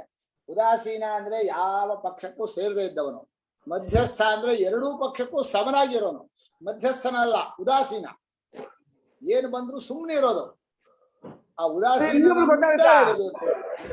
ಅದು ಇನ್ನೊಬ್ರು ಗೊತ್ತಾಗತ್ತಾ? ಅಲ್ಲ, ಆ ಅರ್ಥಕ್ಕ ಇವನು ಪ್ರಯತ್ನ ಪೂರ್ವಕ ಸಾಧನೆ ಮಾಡ್ಲಿ ಅಂತ ಉಪದೇಶ ಇದು. ಯಾರು ಗೊತ್ತಾಗತ್ತೆ, ಬೇರೆಯವ್ರಿಗೆ ಗೊತ್ತಾಗೋ ಲಕ್ಷಣ ಅಂದ್ರಲ್ಲ, ಅದಕ್ಕೆ ಕೇಳಿದೆ. ಮುಂದಿಂದು ಅಲ್ಲ, ಬೇರೆಯವ್ರ ಲಕ್ಷಣ ಅಂದ್ರೆ ಉಪದೇಶದಲ್ಲಿ ಪ್ರಯತ್ನ ಪೂರ್ವಕವಾಗಿ ಮಾಡೋಕ್ ಬರುತ್ತೆ ಅಂತ. ಅವರು ಜ್ಞಾನಿಗಳಾದವರು ಯಾವುದೇ ಗುಣದಿಂದಲೂ ಹೆಚ್ಚು ಕಡಿಮೆ ಆಗದೆ ಉದಾಸೀನರಾಗಿರ್ತಾರೆ. ಸಿಟ್ಟು ಬಂದಾಗಲೂ ಆ ಕ್ಷಣಕ್ಕ ಸಿಟ್ಟು, ಈಗ ಸಿಟ್ಟು ಬಂದಿದೆ ಅಂತ ಇಟ್ಕೊಳ್ಳಿ, ಬೈದಿರ್ತಾರೆ, ಮರುಗಳಿಗೆ ಪ್ರೀತಿಯಿಂದ ಮಾತಾಡ್ತಾರೆ. ಅಂದ್ರೆ ಅವರಿಗೆ ಸಿಟ್ಟಿನಿಂದ ಏನೋ ಹೆಚ್ಚಾಯ್ತು, ಈ ಪ್ರೀತಿಯಿಂದ ಇದೇನೋ ಹೊಸ ಬದ್ದು ಗೊತ್ತಿಲ್ಲ. ಎರಡು ಇಲ್ಲದೆ ಇರ್ತಾರೆ. ಅದು ಕಂಡ್ಕೊಂಡವ್ರಿಗೆ ಗೊತ್ತಾಗತ್ತೆ, ಅದು ಇನ್ನೊಬ್ರಿಗೆ ಹೇಳಕ್ ಬರಲ್ಲ. ಗುರುಗಳ ಜೊತೆಲಿ ಇದ್ದಾಗ ಕಲ್ತ್ಕೋಬೇಕು. ಮತ್ತೆ ಇನ್ನೊಬ್ರು ಗೊತ್ತಾಗಬೇಕು ಅಂದ್ರೆ ಇನ್ನೊಬ್ರು ಗೊತ್ತಾಗಬೇಕಂದ್ರೆ ಇದು ತರ್ಕ ಮಾಡಿ ಗೊತ್ತಾಗೋದಲ್ಲ, ಅನುಭವ ಗಮ್ಯ. ಓ ಪ್ರೇಮ ಹೇಗೆ ಅನುಭವ ಗಮ್ಯವೋ, ಶಿಷ್ಯರ ಪ್ರೇಮವು ಅನುಭವ ಗಮ್ಯವೇ ಹೊರತು ಇನ್ನೊಬ್ರಿಗೆ ಗೊತ್ತಾಗುತ್ತೆ ನೀನ್ ಫೋಟೋ ಹೊಡ್ಕೊಳಕ್ ಬರುತ್ತೆ ಮಾಡ್ಕೊಂಡ್ರ, ಫೋಟೋ ಹೊಡ್ಕೊಳಕ್ ಬರಲ್ಲ, ಫೋಟೋದಲ್ಲಿ ತೋರ್ಸೋಕ್ಕೂ ಬರೋಲ್ಲ. ಶಿಷ್ಯನಿಗೆ ಸೇವೆ ಮಾಡ್ತಾ ಇದ್ರೆ ಹೊತ್ತೊಂದಿನ ಗೊತ್ತಾಗುತ್ತೆ. ಗುಣೈರ್ಯೋ ನ ವಿಚಾಲ್ಯತೆ ಗುಣ ವರ್ತಂತ ಇತ್ಯೇವ ಯೋ ಅಂತ ಹೇಳಿದ್ರಿಂದ ಉದಾಸೀನನೇ ಅಂತಲ್ಲ, ಯಾವುದಕ್ಕೂ ಹೆಚ್ಚು ಇನ್ವಾಲ್ವ್ಮೆಂಟ್ ಮಾಡ್ಕೊಳ್ಳಲ್ಲ, ಆಗಿರ್ತಾನೆ. ಗುಣಗಳು ಬಂದ್ರೆ ತನ್ನ ಸ್ವರೂಪದಿಂದ ಜಾರೋದಿಲ್ಲ. ಇದೆಲ್ಲವೂ ಪರಮಾತ್ಮನೇ ಅಂತ ನಿಶ್ಚಯ ಮಾಡಿರ್ತಾನಲ್ಲ, ಆ ನಿಶ್ಚಯ ಬುದ್ಧಿ ಗಟ್ಟಿಯಾಗಿರುತ್ತೆ. ಈ ಗುಣಗಳಿಂದ ಮತ್ತೆ ಪ್ರಪಂಚದ ಸತ್ಯತ್ವ ಬುದ್ಧಿ ಆಗಲಿ, ಪ್ರಪಂಚದ ಕಾಮಾದಿಗಳಾಗ್ಲಿ, ಅಲ್ಲಿರುವಂತಹ ಆಭಾಸದಲ್ಲಿ ತೊಡಗೋದಾಗ್ಲಿ ಏನೇನು ಇಲ್ಲ, ಅಲ್ಲಾಡೋದಿಲ್ಲ.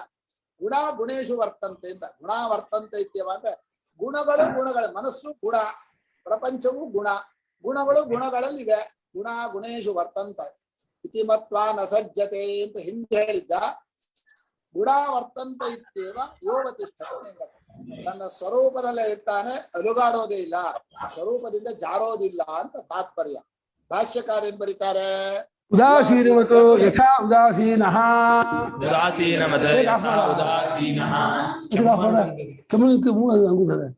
ನ ಕಸ್ಯಚಿತ್ ಪಕ್ಷಂ ಭಜತೆ ತಥಾ ಅಯಂ ಗುಣಾತೀತತ್ವೋಪಾಯ ಮಾರ್ಗೇ ಅವಸ್ಥಿತಃ ಆಸೀನಃ ಆತ್ಮವಿತ್ ಗುಣೈಃ ಯಃ ಸನ್ಯಾಸಿ ನ ವಿಚಾಲ್ಯತೆ ವಿವೇಕ ದರ್ಶನಾವಸ್ಥಾತಃ. ಅಲ್ಲ, ಉಪಾಯ ಮಾರ್ಗ ಅಂತ ಹೇಳಿದ್ರೆ ಗುಣಾತೀತ ಲಕ್ಷಣ ಅಲ್ವಾ? ಉಪಾಯ ಮಾರ್ಗದಲ್ಲಿರೋ ಸಾಧಕ, ಗುಣಾತೀತತ್ವೋಪಾಯ ಮಾರ್ಗ. ಅಲ್ಲ, ಪ್ರಶ್ನೆ ಜ್ಞಾನಿಯಲ್ಲಿ ಪ್ರಶ್ನೆ, ಗುಣಾತೀತ ಪ್ರಶ್ನೆ ಜ್ಞಾನಿ ವಿಚಾರ ಅಲ್ವಾ? ಅಲ್ಲ ಪ್ರಶ್ನೆ ಜ್ಞಾನಿಯ ಬಳಿಕೆ ಇವನಿಗೆ ಸಾಧನ. ಸರಿ, ಜ್ಞಾನಿಗೆ ಆಗಿದ್ ಸಾಧನೆ ಸರಿ. ಭಾಷ್ಯಕಾರರು ಆತ್ಮವಿತ್ ಅನ್ನೋದು ಆತ್ಮನನ್ನೇ ತಿಳಿಯಲು ಹೊರಟವನು, ಆತ್ಮನ ತಿಳ್ಕೊಂಡವನು ಇಬ್ರು ಸೇರ್ಸ ಮಾಡ್ತಾ ಇದ್ದಾರೆ. ಉದಾಸೀನಂತೇಂದ್ರು. ಹೇಗೆ ಉದಾಸೀನ ಯಾರೊಬ್ಬರ ಪಕ್ಷವನ್ನು ಪಡ್ಕೊಳ್ಳೋದಿಲ್ಲ. ಸೌರ್ಮಿತ್ರಾರಿ ಉದಾಸೀನ ಮಧ್ಯಸ್ಥ ನಿಶ್ಯ ಬಂಧುಷು ಸಾಧುಷ್ವಪೇಶು ಸಮಬುದ್ಧಿ ಕಕ್ಕಿಂ ಕರ್ಮೆ ದ್ರವ್ಯಾಪದ ಬುದ್ಧಿ. ಸಮ ಅಂದ್ರೆ ಬ್ರಹ್ಮ, ಎಲ್ಲವೂ ಬ್ರಹ್ಮವೆನ್ನೋ ಬುದ್ಧಿ. ಇಲ್ಲಿ ನಿಜವಾಗಿ ಹೇಳ್ಬೇಕಾದ್ರೆ ಔದಾಸೀನ್ಯ ಯಾಕೆ ಬರುತ್ತೆ ಅಂತ ಹೇಳ್ತೀನಿ. ಮನುಷ್ಯನಿಗೆ ಅಭಿಮಾನ ಅನ್ನೋದು ಒಂದು ಪಕ್ಷವನ್ನು ಹಿಡಿಯೋ ಕಾರಣ. ಏನಾದ್ರೂ ನಮ್ಮವರು, ನಮ್ದು, ನಮ್ ಕಡೆದು ಅಂತ ಯಾವುದೇ ಒಂದು ದೂರದಿಂದಲೋ ಹತ್ತಿರದಿಂದಲೋ ಅಭಿಮಾನ ಹುಟ್ಕೊಂಡಿರುತ್ತೆ. ಅದು ಪಕ್ಷವನ್ನು ಹಿಡಿಯುವ ಹಾಗೆ ಮಾಡತ್ತೆ. ಯಾವಾಗ ಎಲ್ಲ ಅಭಿಮಾನವನ್ನು ತೊರೆದ ಸನ್ಯಾಸಿ ಇರ್ತಾನೋ ಅವನು ಎಲ್ಲದರಲ್ಲೂ ಉದಾಸೀನವೇ. ಏನ್ ಮಾಡಕ್ಕಾಗ್ತಿ? ಇದು ಪ್ರಪಂಚದ ಗತಿಯೇ ಹೀಗೆ. ಅಯ್ಯೋ ಸುಮ್ನೆ ಹಾಳಾಗಿ ಹೋಗ್ತಾ ಇದೆಯಲ್ಲ ಅಂತ ನೊಂದ್ಕೊಳ್ಳೋದಾಗ್ಲಿ, ಅಯ್ಯೋ ಲಾಭ ಬರ್ತಾ ಇದೆಯಲ್ಲ ಅಂತ ಸಂತೋಷ ಪಡೋದಾಗ್ಲಿ ಏನೇನೂ ಇಲ್ಲ. ಪ್ರಾಪಂಚಿಕ ವಸ್ತುಗಳಲ್ಲಿ ಯಾವುದೇ ವಿಕಾರವನ್ನು ಪಡ್ಕೊಳ್ಳದೆ, ಯಾರೊಬ್ಬರ ಪಕ್ಷವನ್ನು ಹಿಡ್ಕೊಳ್ಳದೆ, ನಕಸ್ಯಚಿತ್ ಪಕ್ಷಂ ಭಜತೆ ಅಂತ ಹೇಳಿದ್ರು. ಆದ್ರೂ ಒಂದು ಕಷ್ಟ ಏನಿದೆ ಅಂದ್ರೆ, ಇದು ಭಗವಂತ ಯಾರ ಪಕ್ಷವನ್ನು ಅನುಸರಲ್ಲ, ಸನ್ಯಾಸಿ ನಿರಭಿಮಾನಿಯಾಗಿರ್ತಾನೆ ಅಂತ ಹೇಳಿದ್ದಾನೆ. ಆದ್ರೂ ಕೂಡ ಭಗವಂತ ಭಜಂತಿತ್ತು ಮಾಂ ಭಕ್ತ್ಯ, ಯಾರು ಭಗವತ್ ಭಕ್ತಿ ಸತ್ಸಂಗ ಅವರ ಬಗ್ಗೆ ಒಂದ್ ಸ್ವಲ್ಪ ಇರತ್ತೆ ನಮ್ಮವರು ಅಂತ. ಯಾಕೆ ಅವನಿಗೂ ತಪ್ಪು ಅಂತ ಹೇಳಕ್ಕಾಗಲ್ಲ. ನಮ್ಮವರು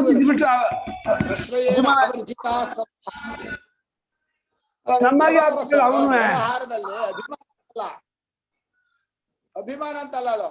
ಪ್ರಶ್ರಯೇನ ಆವರ್ಜಿತ ಸಂತಹ ಅಂತ ಭಾಷ್ಯಕಾರ ಬರೆದ್ರೆ, ಗುರುಗಳಿಗೆ ಆ ಶಿಷ್ಯನ ವಿನಯ, ಆ ಗುರುಭಕ್ತಿ, ಅವನ ಸಾಧನೆ ನೋಡಿ ಇವನಿಗೆ ಏನಾದ್ರೂ ಮಾಡ್ಬೇಕು ಅಂತ ಮನಸ್ಸಲ್ಲಿ ಬರೋದು ಉಂಟು. ಬಾಕಿಯವ್ರ ಬಗ್ಗೆ ಬರೋಲ್ಲ. ನೀವು ಅದನ್ನ ನೀವು ಪ್ರಶ್ನೆ ಮಾಡಕ್ ಬರೋಲ್ಲ, ಸ್ವಭಾವ ಅದ. ಯಾಕ್ರಿ ಹೀಗಾಗಿದೆ ಅಂದ್ರೆ ಯಾರ ಹತ್ರ ಮಾತಾಡ್ತಾರೆ, ಯಾರ ಹತ್ರ ಇರ್ತಾರೋ ಅವ್ರ ಹತ್ರ ಮಾತಾಡ್ತಾರ. ಎಲ್ರಿಗೂ ಯಾಕೆ ಉಪದೇಶ ಮಾಡಲ್ಲ ಅಂದ್ರೆ ಎಲ್ರಿಗೂ ಇಷ್ಟ ಇರಲ್ಲ, ಮಾಡಲ್ಲ. ಹಾಗಲ್ಲ. ನೀವು ಪ್ರತಿಯೊಂದನ್ನು ಈ ರೀತಿ ಲೌಕಿಕ ತರ್ಕದಿಂದ ಪ್ರಶ್ನೆ ಮಾಡೋಕ್ ಬರಲ್ಲ. ಎಲ್ಲರಲ್ಲೂ ಸಮರಾದರು. ಸಮೋಹಂ ಸರ್ವಭೂತೇಷು ಮೇಧ್ಯೇಶ್ಯೋಸ್ತಿನ ಪ್ರಿಯಃ. ಏ ಭಜಂತಿ ತೂ ಬಿಟ್ಟ, ತೂ ಹಾಕಿದ್ದೇ ವ್ಯತ್ಯಾಸ ಆಗ್ಬೋದು. ಅಗ್ನಿ ದೃಷ್ಟ ತೂ ಹಾಕ್ಬಾರ್ದಾಗಿತ್ತಲ್ವಾ? ಅಗ್ನಿ ಹತ್ತ ಹೋದವರಿಗೆ ಚಳಿ ಕಳೀತಾರೆ, ಅಗ್ನಿ ದೂರ ಇದ್ದವರಿಗೆ ಚಳಿ ಕಳೆಯಲ್ಲ. ಅದನ್ನ ಅಗ್ನಿ ನಾನು ಅನುಗ್ರಹ ಮಾಡ್ದೆ ಅಂತ ಹೇಳ್ಕೊಡ್ತಾ ಇದ್ದಾನೆ ಅಷ್ಟೇ. ಅಗ್ನಿ ಕಡೆಯಿಂದ ಸಮ ಉದಾಸೀನ ಅಲ್ಲ. ಈ ಅಗ್ನಿ ದೃಷ್ಟ ಅಂತ ಪೂರ್ಣ ಅಲ್ಲ, ದೃಷ್ಟಾಂತ ವಿವಕ್ಷಿತಾಂಶ ಹತ್ರ ಇದ್ದವರು ಉಪದೇಶ ಮಾಡ್ತಾ ಇದ್ದಾರೆ. ಆದ್ರೆ ಗುರುಗಳಿಗೂ ಮನಸ್ಸಲ್ಲಿ ಬರುತ್ತೆ ಇವನಿಗೆ ಏನಾದ್ರೂ ಒಳ್ಳೇದಾಗಲಿ ಅಂತ. ಅಲ್ಲಿ ಇಲ್ಲೇ ಹೋದ್ರೆ ಗುರುಗಳಿಗೆ ಎಂ ಲೋಕಂ ಪರಮಂ ಬ್ರಹ್ಮಧಾಮ ಅಂತ ಮುಂಡಕದ 2 ಮಂತ್ರದಲ್ಲಿ ಜ್ಞಾನಿಗಳ ವ್ಯವಹಾರವನ್ನು ಹೇಳಿದೆಯಲ್ಲ, ಅದು ಸ್ವಲ್ಪ ಇದೆ. ಅದಕ್ಕೇನು ಮಾಡಕ್ಕಾಗಲ್ಲ, ನೀವು ಪ್ರಶ್ನೆ ಮಾಡೋಕ್ ಬರಲ್ಲ ಅದನ್ನ. ತಸ್ಮಾತ್ ಆತ್ಮಜ್ಞಂ ಚರ್ಚೆಯೇತ್ ಭೂತಿಕಾಮಃ ಪರಮಹಂಸರಿಗೆ ಕಾಮಾಹ ವರ್ತಂತಿ ಧೀರಾಹ. ಪರಮಹಂಸರಿಗೆ ವಿವೇಕಾನಂದ ಮೇಲೆ ಮೋಹ ಇತ್ತಲ್ಲ, ಹಾಗೆ ಇಲ್ಲ ಪರಮಹಂಸರಿಗೆ ವಿವೇಕಾನಂದರ ಮೇಲೆ ಯಾಕೆ ಲೇಟ್ ಮಾಡಿದೆ, ಬೇಗ ಪ್ರೇಮ ಅದು ಶಿಷ್ಯನ ಯೋಗ್ಯತೆ, ಅವನ ಭಕ್ತಿ, ಅವನ ಸ್ವಭಾವ, ಅವನ ಅಪೇಕ್ಷೆ ನೋಡಿ ಬರೋದು. ಮೋಹ ಅಲ್ಲ ಪ್ರೇಮ ಅಂತೀರ. ನಿಮ್ಮ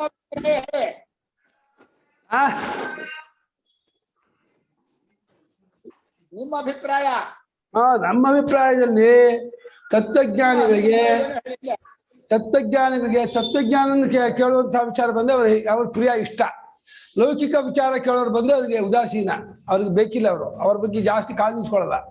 ತತ್ವ ವಿಚಾರವನ್ನೇ ಭಗವದ್ಭಕ್ತಿಯನ್ನೇ ಕೇಳೋ ಬಂದವರಿಗೆ ಆತ್ಮೀಯದಿಂದ ಪ್ರೇಮದಿಂದ ಹತ್ರ ಹೇಳ್ತಾರೆ. ಅವ್ರಿಗೆ ಅವ್ರ ಕಂಡ್ರೆ ಸ್ವಲ್ಪ ಅಭಿಪ್ರಾಯ ಇರುತ್ತೆ, ಇವ್ರಿಗೆ ಹೇಗಾಗ ಗೊತ್ತಾಗ್ಲಿ ಅಂತ ಇರುತ್ತೆ. ಬಾಕಿಯವರು ಆ ಸಂಸ್ಕೃತ ಏನು ಮಾಡ್ಕಾಗಲ್ಲ. ಹೀಗೆ ಆತ್ಮಜ್ಞಾನಿಯಾದವನು ಗುಣಗಳಿಂದ ವಿಚಲಿತರಾಗುವುದಿಲ್ವೋ ಅವನಿಗೆ ಸನ್ಯಾಸಿ ಕರೆದ್ಬಿಟ್ರು.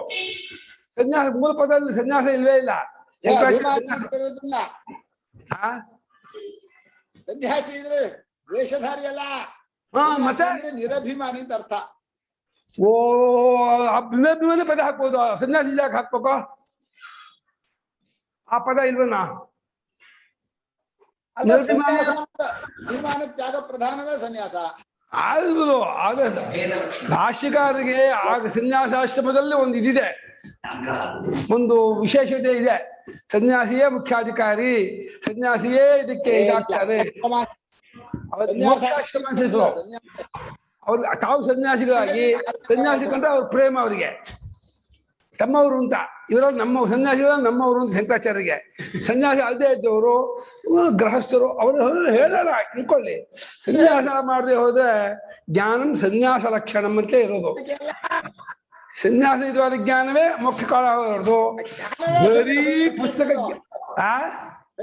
ಜ್ಞಾನ ಲಕ್ಷಣ ಅಲ್ಲ, ಜ್ಞಾನಂ ಸನ್ಯಾಸ ಲಕ್ಷಣ ಜ್ಞಾನ ಅಲ್ಲ, ಜ್ಞಾನವೇ ಸನ್ಯಾಸ ಲಕ್ಷಣ. ಅವಿನಾಭಾವ ಇತ್ಯುಕ್ತ ಯಾಜ್ಞವಲ್ಕ್ಯೋ ವಿಜಹಾರ. ನೋಡಿ, ಯಾಜ್ಞವಲ್ಕ್ಯೋ ಯಾಕಪ್ಪ ಸನ್ಯಾಸ ಮಾಡಿದ್ರು?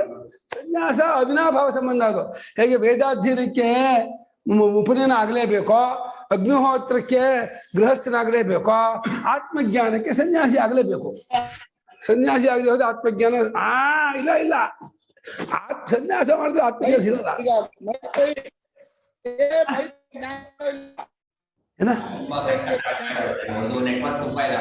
ನೆಟ್ವರ್ಕು ಸರಿಯಾಗಿ ವರ್ಕ್ ಆಗ್ತಿಲ್ಲ, ಕೇಳಿಸ್ತಾ ಇಲ್ಲ ನಿನ್ ನೆಟ್ವರ್ಕು. ಕಟ್ ಆಗ್ತಿದೆ. ಕ್ಯಾಮೆರಾ ಆಫ್ ಮಾಡಿ ಮಾತಾಡಿದ್ರೆ ಕೇಳಿಸುತ್ತೇನೋ? ಅಲ್ಲ ಇನ್ನ ಪಡ ಅವ್ರದ್ದು ಕ್ಯಾಮೆರಾ ಆಫ್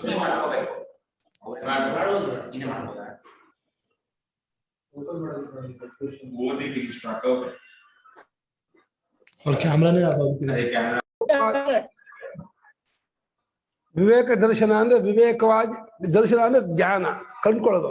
ವಿವೇಕ ರೂಪವಾಗಿ ಕಂಡ್ಕೊಳ್ಳೋದು ಅನ್ನುವಂಥ ಒಂದು ಸ್ಥಿತಿ ಇದೆಯಲ್ಲ, ಆ ಸ್ಥಿತಿನ ಅವ್ನು ಜಾರೋಲ್ಲ ಅಂದ್ರೆ ಏನ್ ಮಾಡುದು ಅದನ್ನ ಬಿಟ್ಟು ಅವನು ಲೌಕಿಕ ಕಡೆ ಬರೋದಿಲ್ಲ. ಅವನು ಯಾವಾಗಲೂ ತನ್ನ ಆತ್ಮಚಿಂತನೆ ಆಯಿತು, ತನ್ನ ಸ್ವವಿಚಾರ ಆಯಿತು ಹೊರತು ಯಾರ ಪಕ್ಷಕ್ಕೂ ಹೋಗಲ್ಲ, ಯಾರ ಕಡೆಗೂ ಹೋಗಲ್ಲ. ಅವನು ಎಲ್ಲರಿಗೂ ಉದಾಸೀನ. ಏನೇ ಕಷ್ಟ ಬರಲಿ ಉದಾಸೀನ, ಸುಖ ಬರಲಿ ಉದಾಸೀನ, ಯಾರೇ ಬರಲಿ ಉದಾಸೀನ, ಯಾವುದಕ್ಕೂ ಅಂಟ್ಕೊಳ್ಳ ಅವನು ಅಸಂಗ ಸ್ವರೂಪದಲ್ಲೇ ಇರ್ತಾನೆ. ತದೇತ ಸ್ಫುಟೀಕರೋತಿ ಗುಣಃ ಕಾರ್ಯಕರಣ ವಿಷಯಾಕಾರ ಪರಿಣತಾಃ ಅನ್ಯೋನ್ಯಸ್ಮಿನ್ ವರ್ತಂತೆ ಇತಿ ಯಃ ಅವತಿಷ್ಠತಿ. ಗುಣಗಳು ಅಂದ್ರೆ ಸತ್ವಗುಣ, ರಜೋಗುಣ, ತಮೋಗುಣಗಳು ದೇಹೇಂದ್ರಿಯ ಮತ್ತು ವಿಷಯಾಕಾರ ಪರಿಣಾಮಗೊಂಡಿದೆ. ಅಧ್ಯಾತ್ಮವಾಗಿ ದೇಹೇಂದ್ರಿಯ ರೂಪವಾಗಿ ಪರಿಣಾಮವಾಗಿದೆ, ಹೊರಗಡೆಯಲ್ಲಿ ಪಂಚಭೂತವಾಗಿ ಪರಿಣಾಮಗೊಂಡಿದೆ. ಗುಣಗಳದ್ದೇ ಕಾರ್ಯ. ಅಧ್ಯಾತ್ಮ ಪ್ರಪಂಚವು ಗುಣಗಳದ್ದೇ ವಿಕಾರ, ಆದಿಭೌತಿಕ ಆದಿದೇವಿಗೂ ಗುಣದ್ದೇ ವಿಕಾರ. ಅದು ಇವುಗಳು ಅಲ್ಲಿದೆ. ಗುಣ ಗುಣೇಶು ವರ್ತಂತೆ. ಇಂದ್ರಿಯ ರೂಪವಾದ ಗುಣಗಳು ವಿಷಯ ರೂಪವಾದ ಗುಣಗಳು ವ್ಯಾಪಾರ ಮಾಡ್ತಾ ಇದೆಯಾ ಹೊರತು ನನಗೂ ಅದಕ್ಕೂ ಸಂಬಂಧವಿಲ್ಲ. ಅಂದ್ರೆ ಅವುಗಳು ಇವುಗಳಲ್ಲಿದೆ. ವಿಷಯ ಇಂದ್ರಿಯಗಳಿದೆ, ಇಂದ್ರಿಯಗಳು ವಿಷಯದಲ್ಲಿದೆ. ಅದು ಗ್ರಹಾತಿಗ್ರಹಗಳು. ಇಂದ್ರಿಯಗಳು ಗ್ರಹ, ವಿಷಯಗಳು ಅತಿಗ್ರಹ. ಗ್ರಹಾತಿಗ್ರಹಗಳು ಅವುಗಳನ್ನು ಹಿಡ್ಕೊಂಡು ಅವಳ ಜೊತೆಲಿ ಅವರಿದೆ. ನಾನು ಮಾತ್ರ ಇದಕ್ಕೆ ಸಂಬಂಧ ಪಡದೆ ಸಾಕ್ಷಿಯಾಗಿ ಅತೀತನಾಗಿ ನಾನು ನಿರ್ವಿಕಾರಿಯಾಗಿರ್ತಕ್ಕವನು ಎಂಬುದಾಗಿ ತಿಳ್ಕೊಂಡು ಇಚ್ಛೆ ಇದು ಅವತಿಷ್ಠತೆ ಅಂತಿದೆ. ಅವತಿಷ್ಠತೆ ಅಂತ ಆಗ್ಬೇಕು. ಛಂದೋಭಂಗ ಭಯಾತ್ ಪರಸ್ಮೈ ಪದ ಪ್ರಯೋಗ. ಯಾಕೆ ಅವತಿಷ್ಠತೆ ಅಂತ ಆಗ್ಬೇಕಲ್ಲ? ಸಮಪ್ರವಿಭ್ಯಸ್ಥ ಅವಪ್ರವಿ ಇದಕ್ಕೆ ಸ್ಥಾಧಾತುವಿಗೆ ಪರಸ್ಮೈ ಪದ ಬರಲ್ಲ, ಆತ್ಮಪದ ಪ್ರಯೋಗ ಬರಬೇಕು. ಆದ್ರೂ ಕೂಡ ಇಲ್ಲಿ ಅವ ಇದ್ರೂ ಕೂಡ ಪರಸ್ಮೈ ಪದ ಪ್ರಯೋಗ ಮಾಡಿರೋದು. ಯಾತಕ್ಕೆ ಅಂದ್ರೆ ಅಲ್ಲಿ ಛಂದಸ್ ಭಂಗವಾಗಿದೆ, ಹೇಳಕ್ಕಾಗಲ್ಲ. ಗುಣವರ್ತಂತ ಇಚ್ಛೇವ ಯೋವತಿಷ್ಠತೆ ನೇಂಗತೆ ಎಂದು ಹೇಳಕ್ಕಾಗಲ್ಲ. ಯೋವತಿಷ್ಠತಿ ನೇಂಗತೆ ಅಂದ್ರೆ ಹೊಂದತ್ತೆ ಛಂದಸ್ಸು. ಅದಕ್ಕೋಸ್ಕರವಾಗಿ ಪರಸ್ಮೈ ಪದ ಪ್ರಯೋಗ ಮಾಡಿದ್ದಾರೆ. ಈ ರೀತಿ ಅವನು ಗುಣಗಳಿಗೆ ಅಂಟಿಕೊಳ್ಳದೆ ಯಾವ ವಿಷಯ ಸೇರ್ಕೊಳ್ಳದೇನೆ ಉದಾಸೀನಂತೆ ಇರ್ತಾನೆ. ಯಹ ಅನುತಿಷ್ಠತಿ ಇತಿವ ಪಾಠಾಂತರಂ. ಅವಾಗ ಪ್ರಶ್ನೆ ಇಲ್ಲ, ಯೋನು ತಿಷ್ಠತಿ ನೇಂಗತೆ, ಯೋನು ತಿಷ್ಠತಿ ಅಂತ ಪಾಠಾಂತರ ಇದ್ಬಿಟ್ರೆ ಹಾಗೆ ಅವಾಗ ಆಶ ಪ್ರಯೋಗ ಬರೋದಿಲ್ಲ ಅಂತ ಅನುಗೆ ಸೇರಿಸಿದಲ್ಲ ಸೂತ್ರದಲ್ಲೇ, ಆ ಪರಸ್ಮೈ ಪದ ಪ್ರಯೋಗ ಆಗತ್ತೆ. ಹಾಗಾದ್ರೂ ಪಾಠಾಂತರವಿದೆ ಅಂತ ಅವ್ನು ಮಾಡ್ಕೊಳ್ಳಿ. ಅವನು ನ ಇಂಗತೆ ನ ಚಲತಿ, ನ ಇಂಗತೆ ನ ಚಲತಿ, ಸ್ವರೂಪಾವಸ್ಥೆ ಏವ ಭವತಿ ಇತ್ಯರ್ಥಃ. ಅವನು ಅಲುಗಾಡುವುದಿಲ್ಲ, ಅವನು ಇದಾಗುವುದಿಲ್ಲ, ತನ್ನ ಸ್ವರೂಪದಲ್ಲಿ ನೆಲೆ ನಿಂತವನಾಗಿರ್ತಾನೆ ಅಂತ. ಇಲ್ಲಿ ಇದು ಕೂಡ ಆತ್ಮ ಪ್ರತ್ಯೇಕವಾದ ಲಕ್ಷಣ ಹೊರತು ಪರಪ್ರತ್ಯೇಕ ಇನ್ನೊಬ್ರಿಗೆ ಗೊತ್ತಾಗೋದಲ್ಲ. ಆದ್ರೆ ಏನಪ್ಪಾ ಅಂದ್ರೆ ಒಂದು ನಿಜ, ಯಾರು ಆ ಮಹಾತ್ಮರ ಜೊತೆಯಲ್ಲೇ ಇರ್ತಾರೋ ಅವ್ರಿಗೆ ಅನ್ಸತ್ತೆ ಇವರ ಅಂತಃಕರಣ ಶುದ್ಧವಾದಷ್ಟು ಗುರುಗಳಲ್ಲಿರ್ತಕ್ಕಂತಹ ನಡವಳಿಕೆ, ಜ್ಞಾನ, ಅವರ ಸ್ವಭಾವ ಎಲ್ಲವೂ ವ್ಯಕ್ತವಾಗತ್ತೆ. ಯಾವತ್ತು ಸಮೀಪದಲ್ಲಿ ಅಂತೆವಾಸಿಯಾಗಿ ಗುರುಗಳ ಸಮೀಪದಲ್ಲಿ ಸೇವೆ ಮಾಡ್ಕೊಂಡಿದ್ರೇನೆಯೇ ಅವರ ಅನುಗ್ರಹವಾಗೋದು, ಆ ಉಪದೇಶ ಫಲಕಾರಿಯಾಗೋದು ಮತ್ತು ಅವರ ನಡವಳಿಕೆ ನಮ್ಮದಾಗೋದು. ಅವಾಗತ್ತೆ ಹೊರತು ಬರೀ ಪುಸ್ತಕ ಓದಿದ್ರು, ಕಥೆ ಕೇಳಿದ್ರು ಇದಾದ್ರೆ ಆಗೋದಿಲ್ಲ. ಯಾವ ಹೋಗ್ಬೇಕು ಅಭಿಮಾನ ಬಿಟ್ಟು ಗುಲುವಿನ ಗುಲಾಮನಾಗುವ ತನಕ ದೊರೆಯ ದಣ್ಣ ಮುಕುತಿ ಪರಿಪರಿ ಶಾಸ್ತ್ರವೇ ಓದಿದರೇನು ವ್ಯರ್ಥವಾಯಿತು ಭಕುತಿ. ಗುರುವಿನ ಗುಲಾಮನಾಗಬೇಕು, ಏನು ಮಾಡಗಲ್ಲ.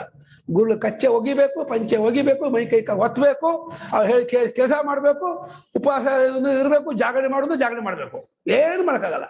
ಇವತ್ತು ತಿನ್ಬೇಡ, ಊಟ ಮಾಡಬೇಡ ಅಂದ್ರೆ ಹಾಗೆ ಇರಬೇಕು, ಇವತ್ತು ಮಲಗಬೇಡ ಅಂದ್ರೆ ಇವಾಗ ಏನು ಅವ್ರು ಹೆಂಗೆ ಹೇಳ್ತಾರೆ ಹಂಗೆ. ಆ ರೀತಿ ಇದ್ರೆ ಡೆಡಿಕೇಟ್ ಆಗಿ ಗುರುಗಳು ಒಪ್ಪಿಸ್ಕೊಂಡ್ರೆ ಆಗ 16 ಕ್ಯಾರೆಟ್ ಅಪರಂಜಿ ಬಂಗಾರ ಆಗ್ಬಿಡ್ತಾನೆ. 16 ಕ್ಯಾರೆಟ್, 24 ಕ್ಯಾರೆಟ್, 16 ಅಲ್ಲ 24 ಕ್ಯಾರೆಟ್ ಬಂಗಾರ ಆಗ್ಬಿಡ್ತಾನೆ. ಆವಾಗ ಅವನಿಗೆ ತತ್ವಜ್ಞಾನ ಬೇಡ ಅಂದು ಬಂದ್ಬಿಡತ್ತೆ. ಈ ಮನೆಯಲ್ಲಿ ಕೂತ್ಕೊಂಡು ಜೂಮಲ್ಲಿ ಕೇಳ್ತೀನಿ, ಪಕ್ಕದಲ್ಲಿ ಗೋಡಂಬಿ ಚಿಪ್ಸ್ ಇಟ್ಕೊಂಡು ಒಂದೊಂದು ಬಾಯಿ ಹಾಕೊಂಡು ಬಜ್ಜ ಹಾಕೊಂಡು ಕೇಳ್ಬೋದು, ಟೈಮ್ ಪಾಸ್ ಮಾಡ್ಕೋಬಹುದು. ತತ್ವಜ್ಞಾನವೇ ಬೇಕು ಅಂದ್ರೆ ಯಮೇ ವೈಷವೃಣುತೆ ತೇನ ಲಭ್ಯ. ಭಗವಂತನೇ ಬೇಕು ಅಂತ ಭಗವಂತನೇ ಗುರು ರೂಪದಿಂದ ಬಂದಿದ್ದಾನೆ. ಅವನು ಹೇಳ್ತಾನೆ ಮಾಂಬಿದ್ಧಿ ಗುರುವಂತಹ ಭಾಗವತದಲ್ಲಿ ಅಧ್ಯಾತ್ಮ ಜ್ಞಾನಿಯಾದ ಗುರುವನ್ನ ಭಗವಂತನೇ ಎಂಬುದಾಗಿ ತಿಳಿದು ಆ ಭಗವತ್ ಸ್ವರೂಪದ ಗುರುಗಳ ಜೊತೆಯಲ್ಲಿ ಇದ್ದು ಉಪದೇಶ ಕೇಳಿ ಅವರ ಸಮೀಪದಲ್ಲಿ ಸಾಧನೆ ಮಾಡ್ತಾ ಅವರಂತೆ ನಡ್ಕೊಂಡ್ರೆ ಅವನಂಗೆ ಆಗ್ತಾನೆ, ಹಾಗೆ ಜ್ಞಾನಿ ಆಗ್ತಾನೆ. ಯಸ್ಯ ದೇವೇ ಪರಾಭಕ್ತಿ ಯಥಾ ದೇವೇ ತಥಾ ಗುರೌ ತಸ್ಯೈಮೇ ಕಥಿತಾಖ್ಯರ್ಥ ಪ್ರಕಾಶಂತೆ ಮಹಾತ್ಮನಃ. ಪ್ರಕಾಶಂತೆ ಆ ಮಹಾತ್ಮನಿಗೆ ಎಲ್ಲಾ ಗುಣಗಳು ತೋರ್ಕೊಂಡ್ಬಿಡುತ್ತಂತೆ, ಎದ್ಕೊಂಡ್ಬಿಡುತ್ತಂತೆ. ಅದು ಭಗವಂತ ಹೃದಯದಲ್ಲಿ ಭಗವಂತ ಉಕ್ಕು ಬಿಡ್ತಾನೆ. ನೋಡ್ಕೊಳ್ಳೋ ನಾನು ಹೇಗಿದ್ದೀನಿ ನೋಡ್ಕೊಳ್ಳೋ ಅಂತ ಹಾಲು ಉಕ್ಕಾಗಿ ಉಕ್ಕು ಬಿಡ್ತಾನಂತೆ ಹೃದಯದಲ್ಲಿ. ಆ ಗುರುಭಕ್ತಿ ಉಳ್ಳವನಿಗೆ, ಗುರು ಸೇವಕನಾಗಿರ್ತಕ್ಕಂಥ ಶಿಷ್ಯನಿಗೆ, ಗುರುಕುಲದವನಿಗೆ ಎದ್ದು ಬಿಡ್ತಾನೆ ಭಗವಂತ. ಏನ್ ಮನೇಲೆ ಮನೇಲೆ ಹಿಡ್ಕೊಂಡು ಬರೀ ಇವತ್ತು ಎಷ್ಟು ಬಾಡಿಗೆ ಬಂತು, ಎಷ್ಟು ಲೆಕ್ಕ ಆಯ್ತು, ಎಷ್ಟು ಬರ್ಬೇಕು, ಇನ್ನು ಬಾಕಿ ಕಟ್ಟಿಯಾರ ಆ ಲೆಕ್ಕ ಗಿಕ್ಕ ಮಾಡ್ಕೊಂಡು ಆಡಿಟ್ ಮಾಡ್ಕೊಳ್ತಾ ಇದ್ದವರಿಗೆ ಆಡಿಟ್ ಗೊತ್ತಾಗುತ್ತೆ ಹೊರತು ಏನ್ ಮಾಡೋದಾಗಲ್ಲ. ಸಮ ದುಃಖ ಸುಖ ಸ್ವಸ್ಥ ಸಮಲೋಷ್ಟಾತ್ಮಕಾಂಚನ ತುಲ್ಯ ಪ್ರಿಯ ಪ್ರಿಯೋಧೀರಸ್ತುಲ್ಯ ನಿಂದಾತ್ಮ ಸಂಸ್ತುತಿ.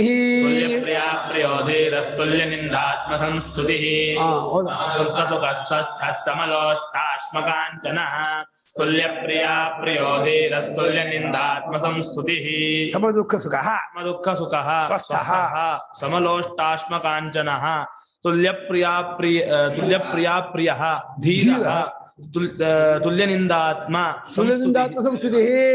ತುಲ್ಯನಿಂದಾತ್ಮ ಸಂಸ್ತುತಿ. ಸುಖ ದುಃಖದಲ್ಲಿ ಸಮವಾಗಿರ್ತಕ್ಕವನು. ಒಳ್ಳೊಳ್ಳೆ ಊಟೋಪಚಾರ ಬಂದ್ರು ಹಿಗ್ಗಲ್ಲ. ಅವತ್ತೇನೋ ಕೆಟ್ಟ ಬಂತು, ಸಾಮಾನ್ಯ ಬಂತು, ಇನ್ನೇನೋ ಆಯ್ತು, ಅದಕ್ಕೂ ಕುಗ್ಗಲ್ಲ. ಅವಮಾನ ಮಾಡಿ ತಿರಸ್ಕಾರ ಮಾಡಿ ಭಿಕ್ಷೆ ಹಾಕಿದ್ರು ಬೇಜಾರು ಮಾಡ್ಕೊಳ್ಳಲ್ಲ.